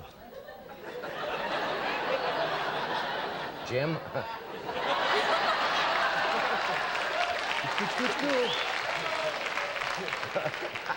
He's a strong little rascal, isn't he? He really is for his size. He's very strong. Don't really he know how likes you to hold on handle to a your gorilla. hair. Yeah, I noticed that. That's security. Carefully. Hi there. Now, he's 4 months old now? He's 4 months old, and it takes them about 8 to 10 years to reach their full maturity. And his father weighs 400 pounds, and they can get up to 500 pounds. Yeah, all right. So he's going to be a big Yeah. boy. Just a little off the top. Yeah. Not many gorillas are born in captivity. Are they? The first gorilla was born in 1956, and there have been 2 born at the zoo. He's the second one. The first one at our wild animal park, we had 1 at the zoo 8 years ago. And I think a total of 35 born in captivity. Look at that face, would you? He's really quite advanced for his age. You know, he's very coordinated, very alert. Some of the other young apes, you know, like the orangutans that we've had on at this same age aren't as strong or advanced as he is. Do you have to give him a lot of attention? I mean... Yes, he has attention around the clock. He gets feedings every few hours. Jim, He gets milk and cereal. There's his milk. He likes his milk, but right now he'd rather hold on to your hair. Jim, little milk? Okay, here we go.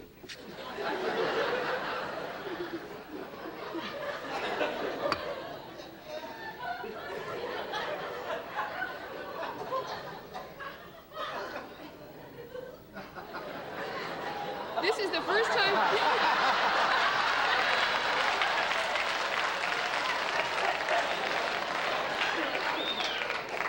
He doesn't know how to act. A little bit cold. I don't think he's hungry. Jim? Jim? Yeah, I know. Yeah, it's all right. Affectionate little devil, isn't he? Oh, he's really got a hold of my hair.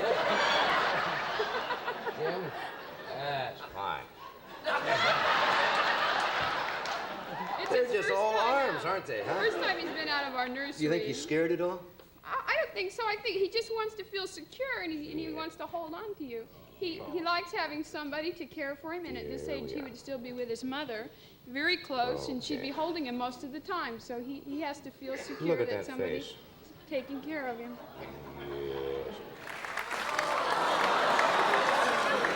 Yes. Hold it now. Here we go.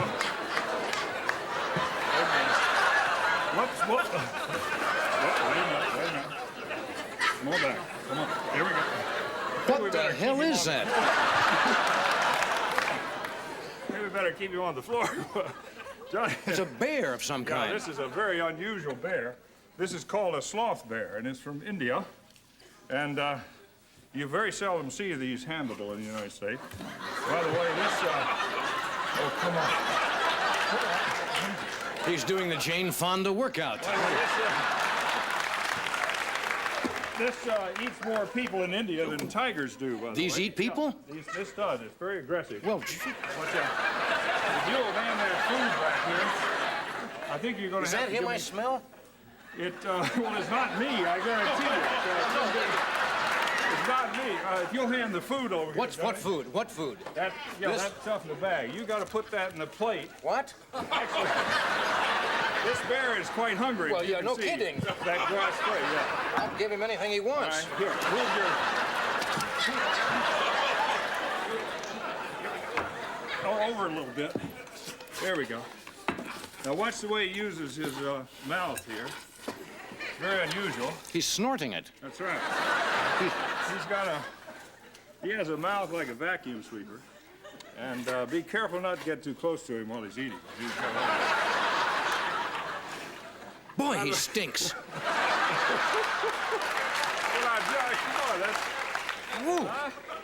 Johnny, there are more and more zoos.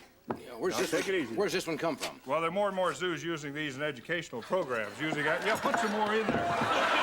Here, don't show him the bag. Put that right in there.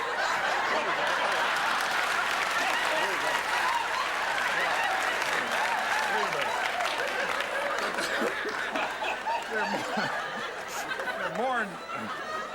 He stinks and he's messy.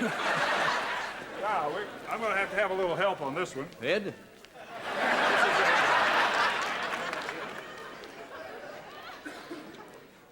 think you'll find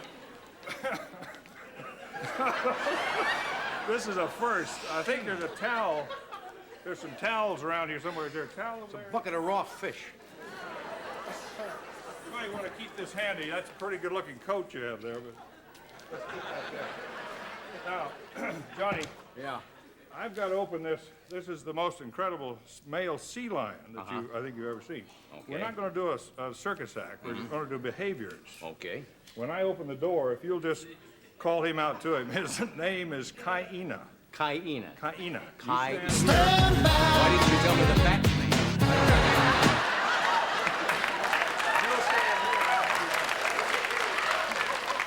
Well, here we are at the zoo. The main thing about a big sea lion like this, he weighs about 500 pounds. You have to act in control. In other words, when you give him a signal, make it positive. Right. Now, this is the first time I've actually seen this sea lion. I've never done this before. Hold it right there. Do I do anything with this? Ready? Rowie. Stay. Very well done. Now, back up. Stay. Stay. Back up, Johnny. Stay. And okay, now, throw him a fish. Throw him a fish. Throw him a fish. That's right. Now, watch this. Throw him a little bit more. Do him a little faster like that. You'll see amazing. These have such an incredible catching ability See that? All right. There you go.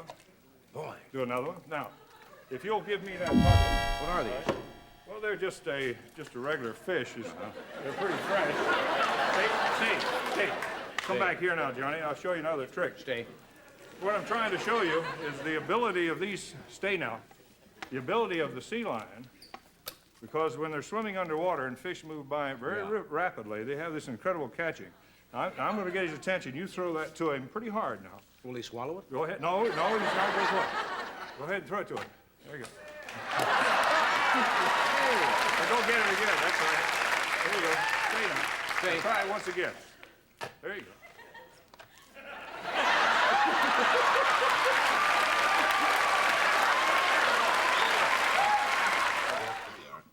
Let me try one of these, and I'm gonna. He's got eyelashes. Come on, Joe. There you go. Now go. Whoop.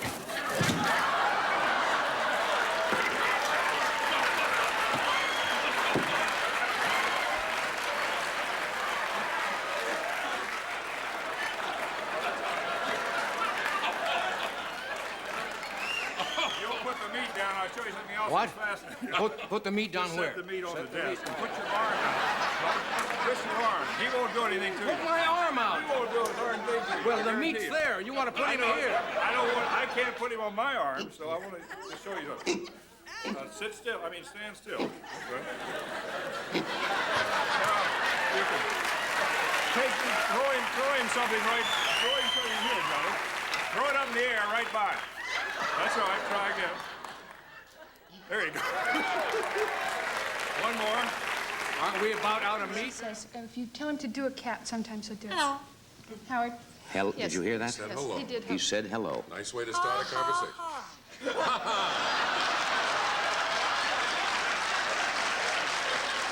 does talk. Where were you during the monologue? I got it. Well, 23 skidoo, Howard. Howard, do a cat. Howard, do a cat. Do a cat. Do a cat. Do a cat, Howard. Meow.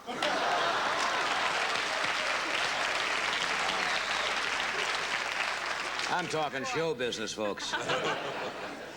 All right, a cat? Okay. They're funny. They have certain things they like to say, and Howard likes to say. He likes to laugh, that's all. Ha, ha, He ha. likes to say, my name is Howard. My name is Howard. My name is Howard. My name's Howard. That's always kind of freaky, isn't it, when a bird or an animal, I guess most animals don't say anything, do they? They usually learn most of the things that they're going to say in their first year, so they learn when they're young. Well, I have to give him a grape for that. Yeah, he loves grapes. They like various types of fruits and... Ha, ha, ha. Ha, ha, ha. Ha ha ha. Okay. Howard made up for last time. He was really nothing last time. And he was frightened of the boom. He was just about ready to talk, and when the boom came down, Well, he was that's right, so so worried about looking at the boom that he wasn't thinking about talking. See, I'll put this, my desk microphone. All right, Howard. My name is Howard. Ha ha ha.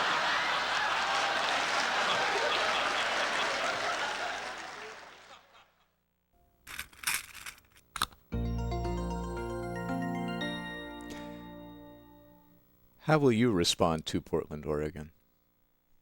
I suppose I should get that get that clip for my logo collection.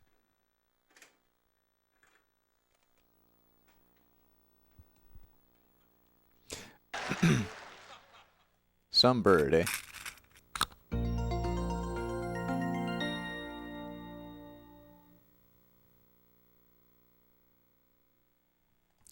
All right. Are y'all ready for what will be our final tape today on this short stream? Eyewitness Spooky Skeleton. It's a momentous occasion. It's finally here. It's been a while since we've done an Eyewitness, and we've been saving this one for months now. because it hasn't been a spooky enough time. And now things are well and truly spooky. This is narrated by Martin Sheen himself, from 1994. Eyewitness. Skeleton.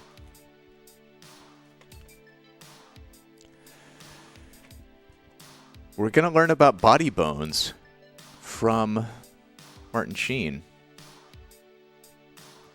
Which creatures have their skeletons on the outside of their bodies?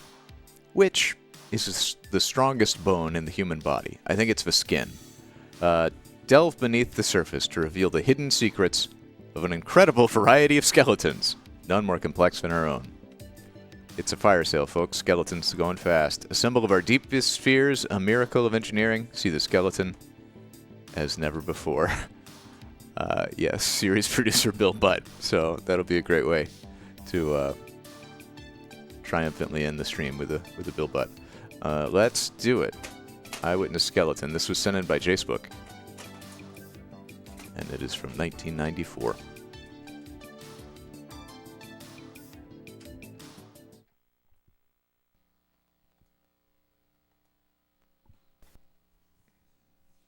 Oh yeah, no Russia. Usually it's Russia and Belarus. If something is blocked, that's where it's blocked. And we're getting saxophone out of the gate.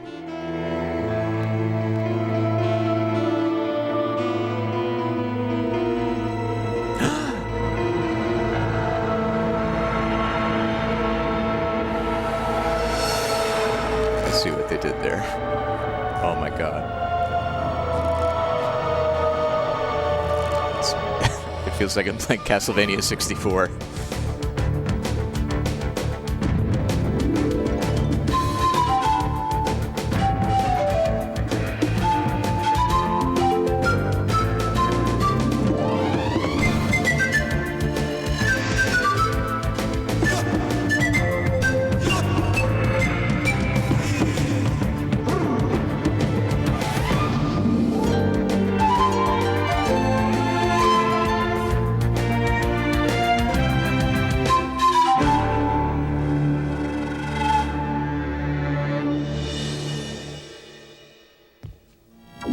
Hidden inside every one of us is a structure essential to life, yet when glimpsed, it can fill us with deep fear, the skeleton.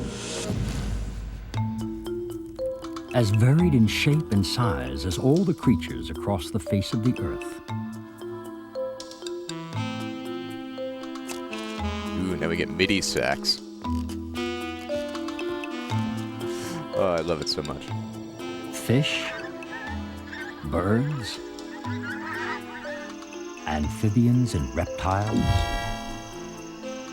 and mammals all have what we commonly think of as a skeleton, an internal frame of bones on which the soft body hangs, the endoskeleton. The skeleton supports the body, anchors the muscles, and forms a hard shield for the vital organs. It permits movement, feeding, procreation, life itself.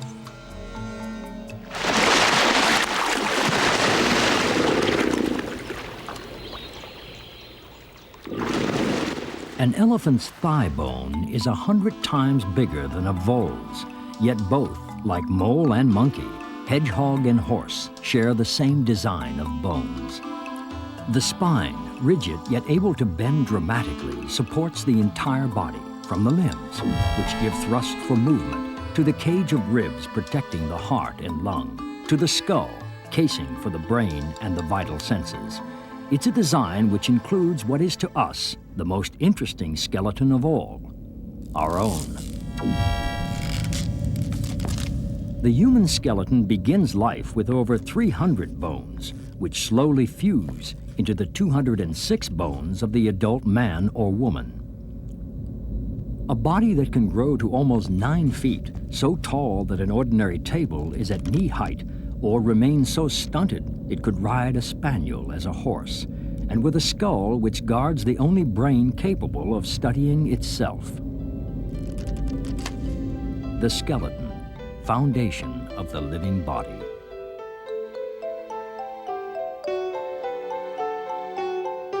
And image of its death. It's a cause for mockery.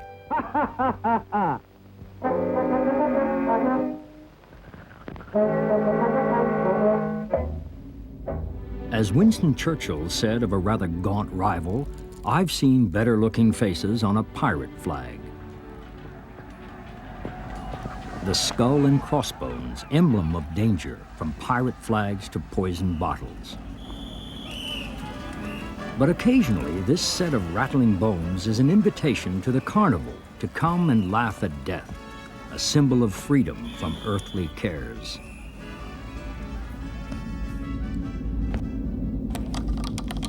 And birds enjoy the freedom of the skies precisely because of the way their bones are made. They're almost hollow.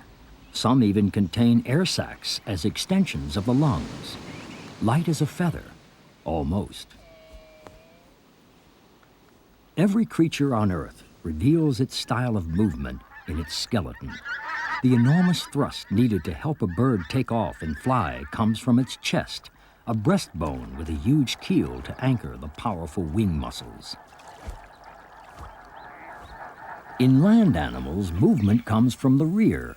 The hips and pelvis, connected to the spine, transmit the thrust from the hind legs through the entire body. This is true whether the action is running at great speed, leaping across rivers,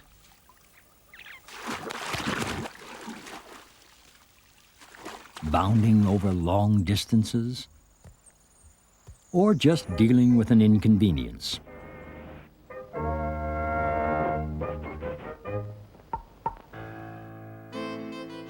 Yet what about fish, which have no legs or wings? Here, a flick of the tail pushes the water back, driving the fish forward. And since in water they carry no weight, fish bones are light, and sometimes they're not bones at all. Sharks, rays, and dogfish have cartilage instead, flexible but hard. For animals which do have hind legs, the tools on the end of them can have a multitude of uses. They can kick out as weapons, or kick water like paddles. They can grip like pincers, hook a fish clean out of water,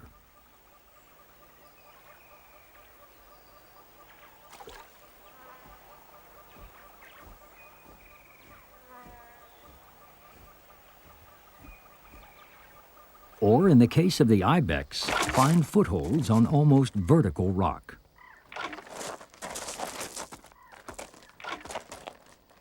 They can be flat shoes that will carry the animal at great speed.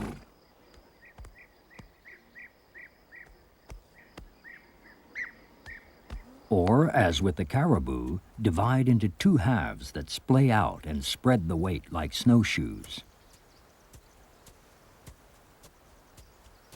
Some animals can stand on their hind limbs, if only for a few moments. For humans, this posture is a way of life. We have a spine originally designed for an animal that traveled on all fours. By standing upright, our spine has modified to an S shape, so the body is balanced over the legs and feet, and the weight carried on the thigh and the shin, the largest and strongest bones in the body.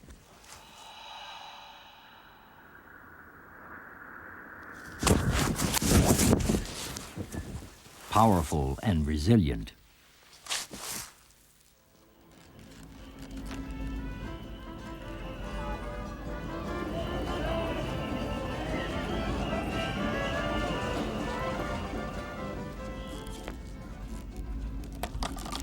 Moving on the hind legs alone requires a highly tuned sense of balance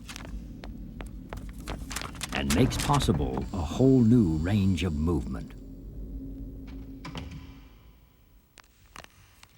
Movement begins at the hip, a classic ball and socket joint combining strength and mobility. Further down, the knee acts as a hinge, allowing the lower part of the leg to move forwards and backwards. And at the bottom, the ankle and the heel tilt the foot downwards for thrust against the ground. Hips, knees, ankles work in perfect harmony, moved by muscles and controlled by the brain.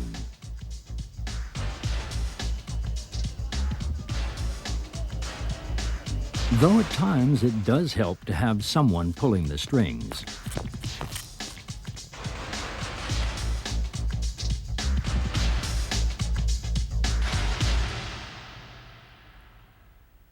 The skeleton has taught us almost everything we know of the evolution of life on Earth. For the skeleton is the body's most enduring element and its permanent record, sinking after death to the bottom of river, lake, sea, or swamp, to be transformed over millions of years into rock.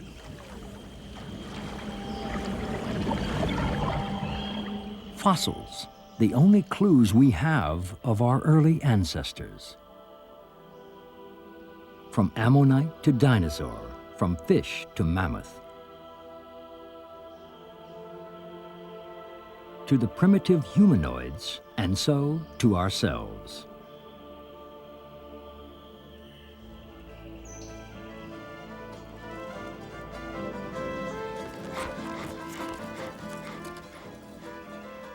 In all air-breathing animals, the lungs need strong protection, yet enough freedom to expand. The ribs, a flexible cage with joints on the front at the breastbone and at the back anchored on the body's central pillar, the spine. A column made up of a row of linked bones, the vertebrae, from 9 in a frog to 400 in some snakes. The spine runs from the tip of the tail, if an animal has one, right up to the twisting and turning joints at the base of the skull.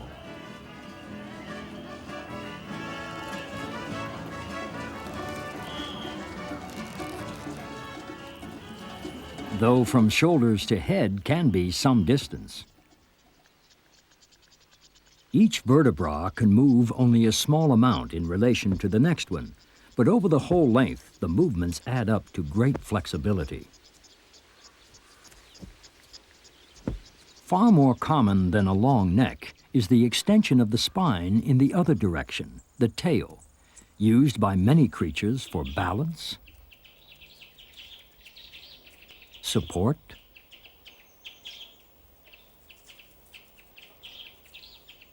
an extra limb,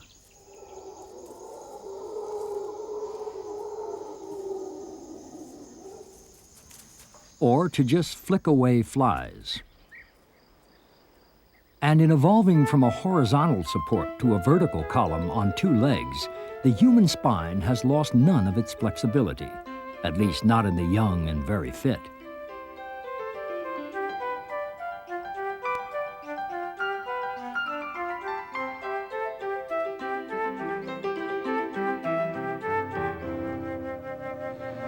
Bone itself can be pliable. Whalebone has been used for centuries, most notably in corsets, tightening women's waists into tiny circles, sometimes no bigger than a saucer. Light, certainly, but its lack of elasticity caused circulation problems, fainting fits, even fractures, and occasionally it wasn't just the wearer who collapsed from exhaustion.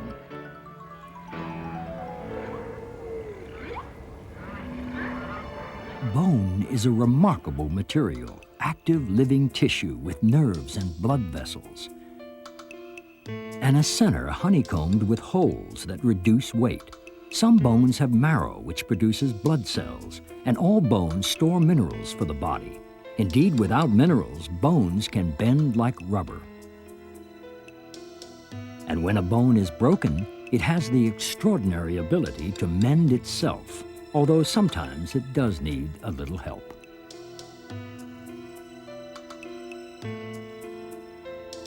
But there is another kind of skeleton, not made of bone and not on the inside of the body. The vast majority of animals have an external suit of armor which surrounds and protects the soft, boneless body, the exoskeleton.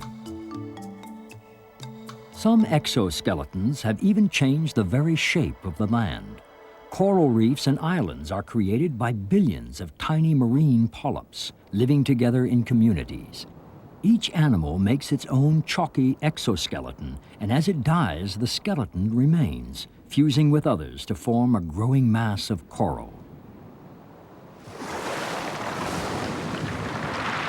But the most common form of underwater skeleton is also the most effective. The shell, the simplest shield, and a powerful protector.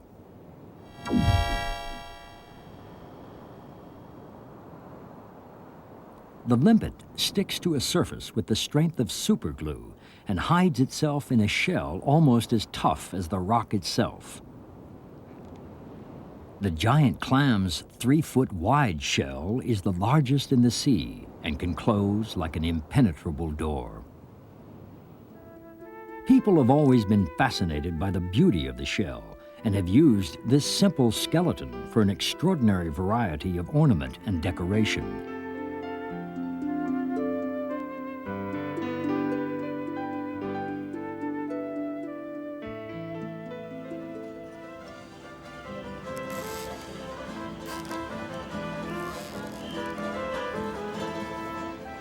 The crab, like lobsters, shrimp, and other crustaceans, has a softer shell and joints covered in tough skin.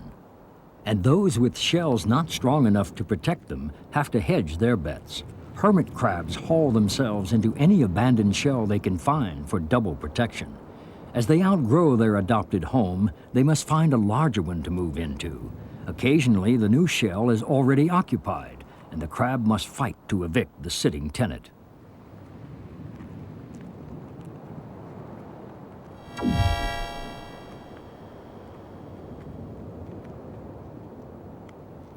Water reduces shell weight so that these creatures can grow larger than those on land, but their shells are rigid and cannot expand. In order to grow, they have to shed the old skeleton. The crab finds a safe place to hide, sometimes literally under the protection of its mate. Until the new skin hardens, it will be highly vulnerable.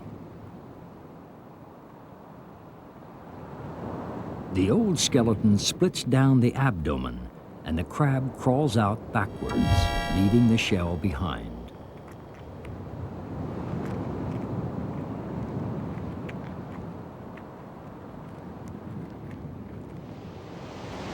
It is this sense of regeneration and growth which has made the shell into a symbol of birth and renewal. Renaissance art expressed this in Venus arising newborn from the shell of a scallop.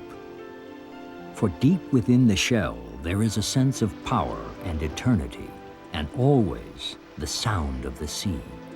Did Venus have bones, though? Land animals with Do the gods have exoskeletons bones? also need to shed their casing to grow. Here the building material Oh, we got more is spiders. hard, flexible, and highly adaptable. Be careful of spiders and scorpions. Some creatures can bend enough to perform surprising feats of self-protection, curling and uncurling by stretching their dorsal segments. The most heavily armored mammal of all, the armadillo, can do the same, although its armor isn't an exoskeleton, but toughened hide. Other animals have even more external protection. Turtles have endoskeletons, but with a bony outer shell. Wouldn't that mean that the armadillo is not the most armored animal? Enormous strength. It seems less armored than a tortoise. The giant tortoise has two bone sections, top and bottom, with the spine fused to the inside of the top dome. As much as 6 feet long, it's an almost perfect fortress.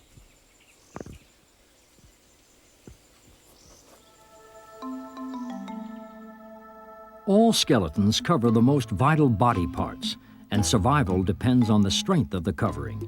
Yet however strong the shell may be, survival isn't guaranteed. The thrush beats a snail against the stone anvil until the shell breaks. It is not only the shell which needs to be strong, the bird's skull has to withstand these jarring impacts. The woodpecker has taken this to extremes. With a tremendously strong skull and beak, it hammers through the bark of a tree to find insects. and it can be heard 3 miles away. Yet there are skulls which take far See you, Brad. more Good to have you powerful around blows again. without flinching. Hope you feel better. The skull of a musk ox is reinforced by shock-absorbent bone, which is fortunate, since each of these animals weighs nearly half a ton and could smash straight through the brick wall of a house. The skull reveals more about an animal than any other part. Weight, size, shape, and position of the organs tell us how well the creature sees and hears, what it hunts, and how it survives. The skull is a blueprint of lifestyle.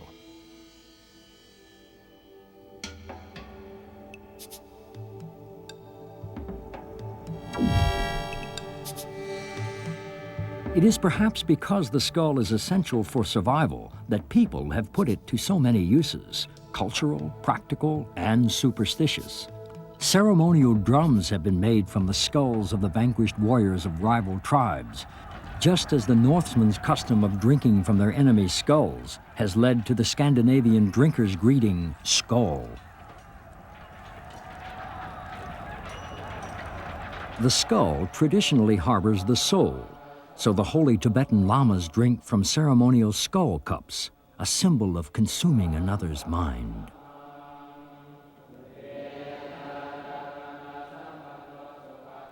Many 19th century doctors believed in phrenology, the so-called science which taught that a person's character could be read from the shape of their skull, each area governing a part of the personality. Queen Victoria had the skull shapes of all the royal children analyzed. Even today, people may respond to odd behavior by exclaiming, "You need your head examined." The etymology And of some skull do need is their unclear. heads examined. It comes from the word, an Old Norse word meaning bowl. But apparently bowl and skeleton Despite its many come from a attributes, similar the skull is Proto-Germanic not root. invincible. A sudden blow to the jaw can shake the brain in its casing, resulting in a knockout. No part of the skull reveals as much about lifestyle as the jaws and teeth.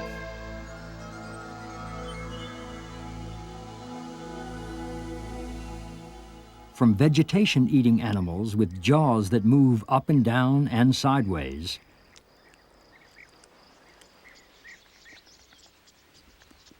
to the rodent's large, sharp front teeth for gnawing, and the strong, thick jaws of the lion with a huge muscle that runs from the front to the back of the skull, giving it the most powerful bite of all the animals. Yet the strength of some birds' beaks is just as awesome. The scarlet macaw can crack open rocks to get at vital mineral salts. But the most unusual jaws belong to the snake, with joints that unhinge and spread to an opening up to 8 times the size of the snake's head. That's equivalent to a man swallowing a German shepherd dog whole. The snake's muscles are powerful enough to crush the skull of its prey. So subdue it, put it down. What he was saying was, snake coming, snake coming, subdue it. The skull is the body's strongest bone structure, protecting the organs of sight, smell, taste, and hearing, guarding the vital entry of food and oxygen, and encasing the most complex control center ever known. The eyeballs and the air channel are both well shielded by the bones of the face, while the highly adaptable jawbone helps the 32 teeth chew their way through half a ton of meat and plants each year. But to the human mind, the sight of a skull does represent a threat. No part of the body is so full of mystery. Our instant repulsion when coming upon such a clear vision of death is linked to the instinctive urge for survival. Only the elephant is likewise fascinated by and afraid of its own bones. Perhaps not surprising, since these creatures have been systematically slaughtered and their skulls desecrated for one special part, the tusk. Made of ivory, these highly modified teeth serve both as tools and weapons, and not only in elephants. The walrus uses its tusks to dig out food and pull itself along, to spear the hull of a boat in anger, or to drag itself on board by hooking its tusks over the sides. That's pretty metal. The narwhal Attacking has a only boat 2 teeth. because you're angry at In it. the male, one of them grows into a fearsome 9-foot tusk, almost as long as the animal itself. The male Barbarossa pig has 4 tusks, 2 of which actually grow up through the roof of its mouth. Ivory is the most widely used skeleton material, adapted to every imaginable ornament and artifact.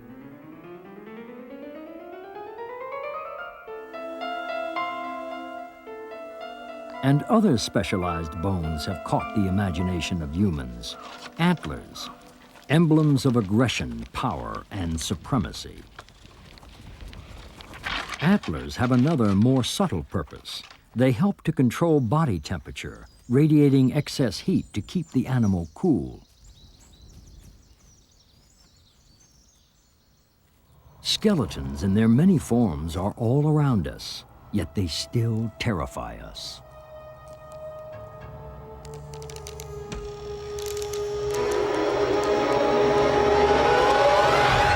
Like the skeleton in the closet, placed there by an evil husband who forced his unfaithful wife to kiss the skull of her former lover every night.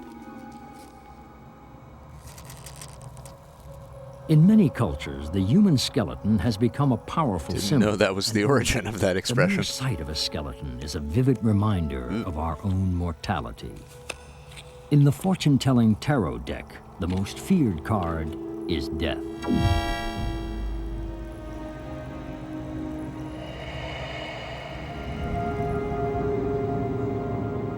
The skeleton is the monster conjured up to frighten Hey, thank you, Will. We will have a brief summary lecture after this tape presented by Kid Songs. The leader of the dance of death. To help you digest this bone information more completely. The Grim Reaper, the dreaded hunter of souls.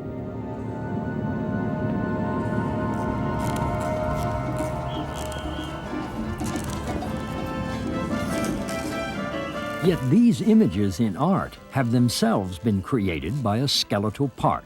The hand, or forelimb, is more elaborate and refined in humans than in any other animal. From the front fin of the earliest fish, it has evolved into the widest possible range of implements, from flippers, grippers, and paddles, to paws, pincers, and hooks, and even to the 13-foot wingspan of the albatross that carries it all around the world in 3 months. The closely related moles and bats have forelimbs, which have taken opposite paths. Morning, Joshy One D. digging into the earth as the other lifts it skyward. We're learning about skeletons because That it's first fin has developed into the October. human arm and hand, the most versatile and sophisticated instrument on Earth. A series of multi-purpose connected joints, ending in a set of fingers, enabling us to perform a greater range of tasks than any mechanical tool. The hand that has passed down to us knowledge, a record and understanding of ourselves, that has painted, molded, and celebrated life and death. Every year, the Mexican people shrug off the traditional fear of death and its image. They rejoice, mock, and embrace it as a part of life itself. The Day of the Dead, tribute to the departed, to the past, and to life. And this joyous celebration transmits to the world the skeleton's ultimate message, that death comes all too soon. So drink deeply of the cup of life while it is still full.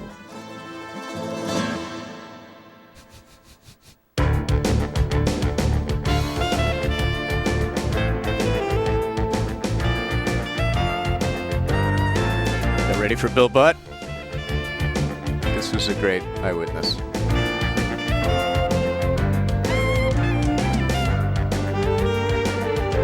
Who's the executive series producer? Bill Butt. There we go.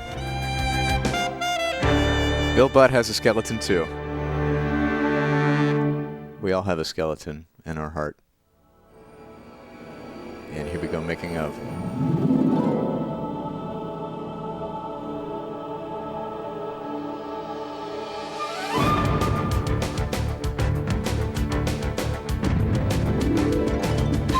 The Eyewitness Museum, created by combining traditional filmmaking techniques with state-of-the-art graphics, stripping away the mysteries of nature and science to reveal the essence of each subject.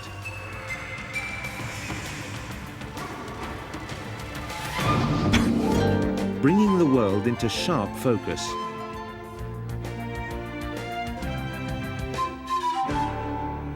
The making of Eyewitness. Please give us CG skeleton.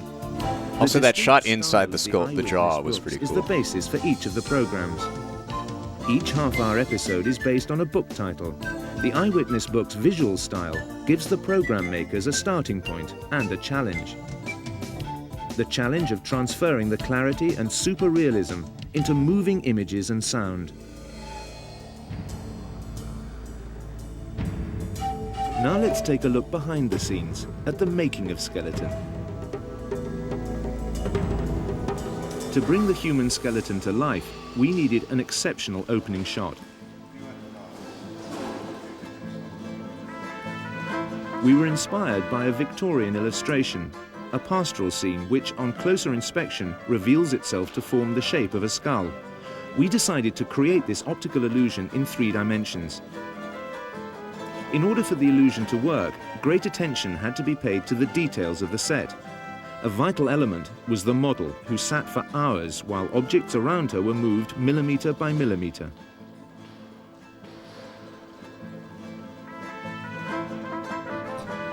After 12 hours of building, we were ready to shoot. Hot.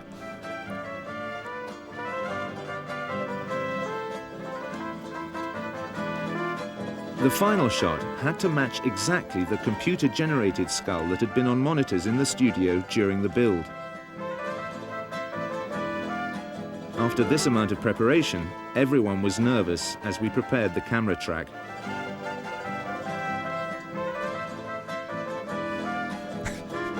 Yet more mariachi.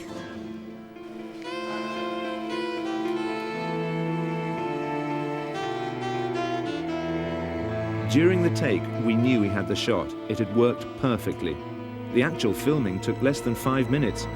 A perfect introduction to our hero, Smedley the Skeleton. His name is Smedley. I don't know why, but that is the most British skeleton name I've ever heard. Smedley was created using computer-generated graphics. Within the computer, he could walk and react.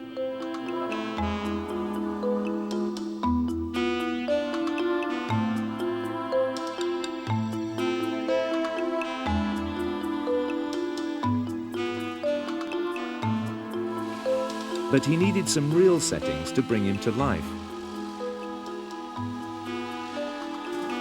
In the Eyewitness studio, we created a skeleton room with everything Smedley could want. Oh, I get it.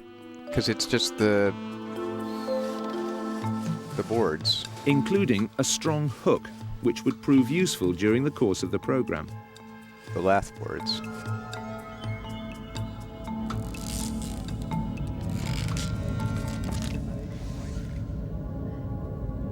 Smedley was placed carefully against created backgrounds using computer graphics.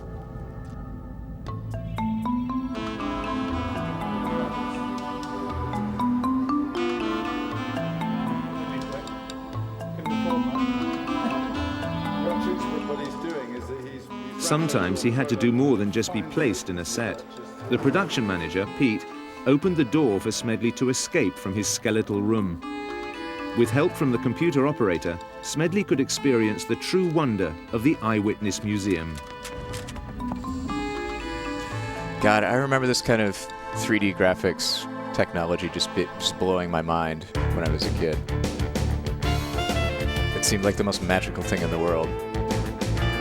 And then I grew up and went to college and got a job doing it. And now it's not quite as mystical.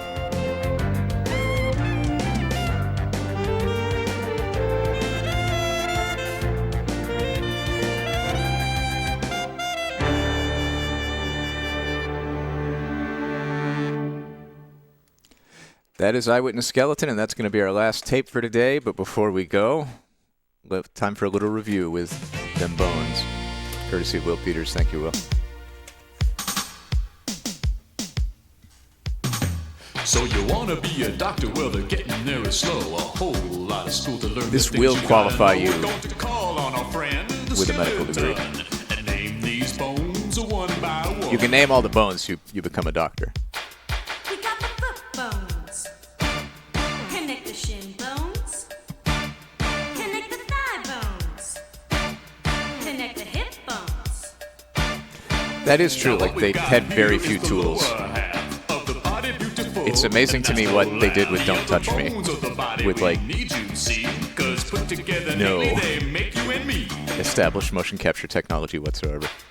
These bones gonna walk around. These bones gonna jump around. These bones gonna dance around. These body bones. We got the finger bones. Connect the hand bones. Connect the arm bones. Connect the shoulder bones. Now you and me are gonna play a little game. I'll point to the bone and you say the name. Head bone. Oh. Arm bone. Shit. Neck bone. Fuck. Head bone. Nah, no, wrong again. Hand bone. Arm bone. Head bone. And all these bones together make the curvy backbone. Now that is good, and now you all know how the bones fit together from head to toe. Just stand close together and do your thing. We put all the bones together again as we sing. 1, 2, say what's in your shoe? The foot bone's connected to the shin bones. The shin bone's connected to the thigh bones. The thigh bone's connected to the hip bones. These bones gonna walk around. And the finger bone's connected to the hand bones. The hand bone's connected to the arm bones. The arm bone's connected to the shoulder bones. And all the bones connected to the head bone. These bones of the body love to walk around. These bones of the body love to jump around. These bones of the body love to dance around. We love these body bones. We love these body bones. We love these body bones. Thanks, Doc. How could you not have fun while shouting, "We love these body bones" at the top of your lungs? That's going to be it for our stream today. Thank you all very much for being here. I'm going to call it here. We have enjoyed Dads and Wood, adorable and ferocious animals with Johnny Carson's classic wit, and bones. Hope you learned something. Yeah, we also learned a lot of furry names for animals. I had no idea, and I feel educated now. Also, God, you can tell that I don't use that piano I have because the same sheet music has been sitting there unopened in the exact same place for the whole time I've been doing these streams. Anyway, I could probably make $100 if I sold that thing. I'm gonna see y'all next time. Jury's out on if I stream Wednesday. I might take a break and go do something else. But I'll keep you updated in the Discord. And until then, happy life, happy tape, happy life. That's what my grandpa always said.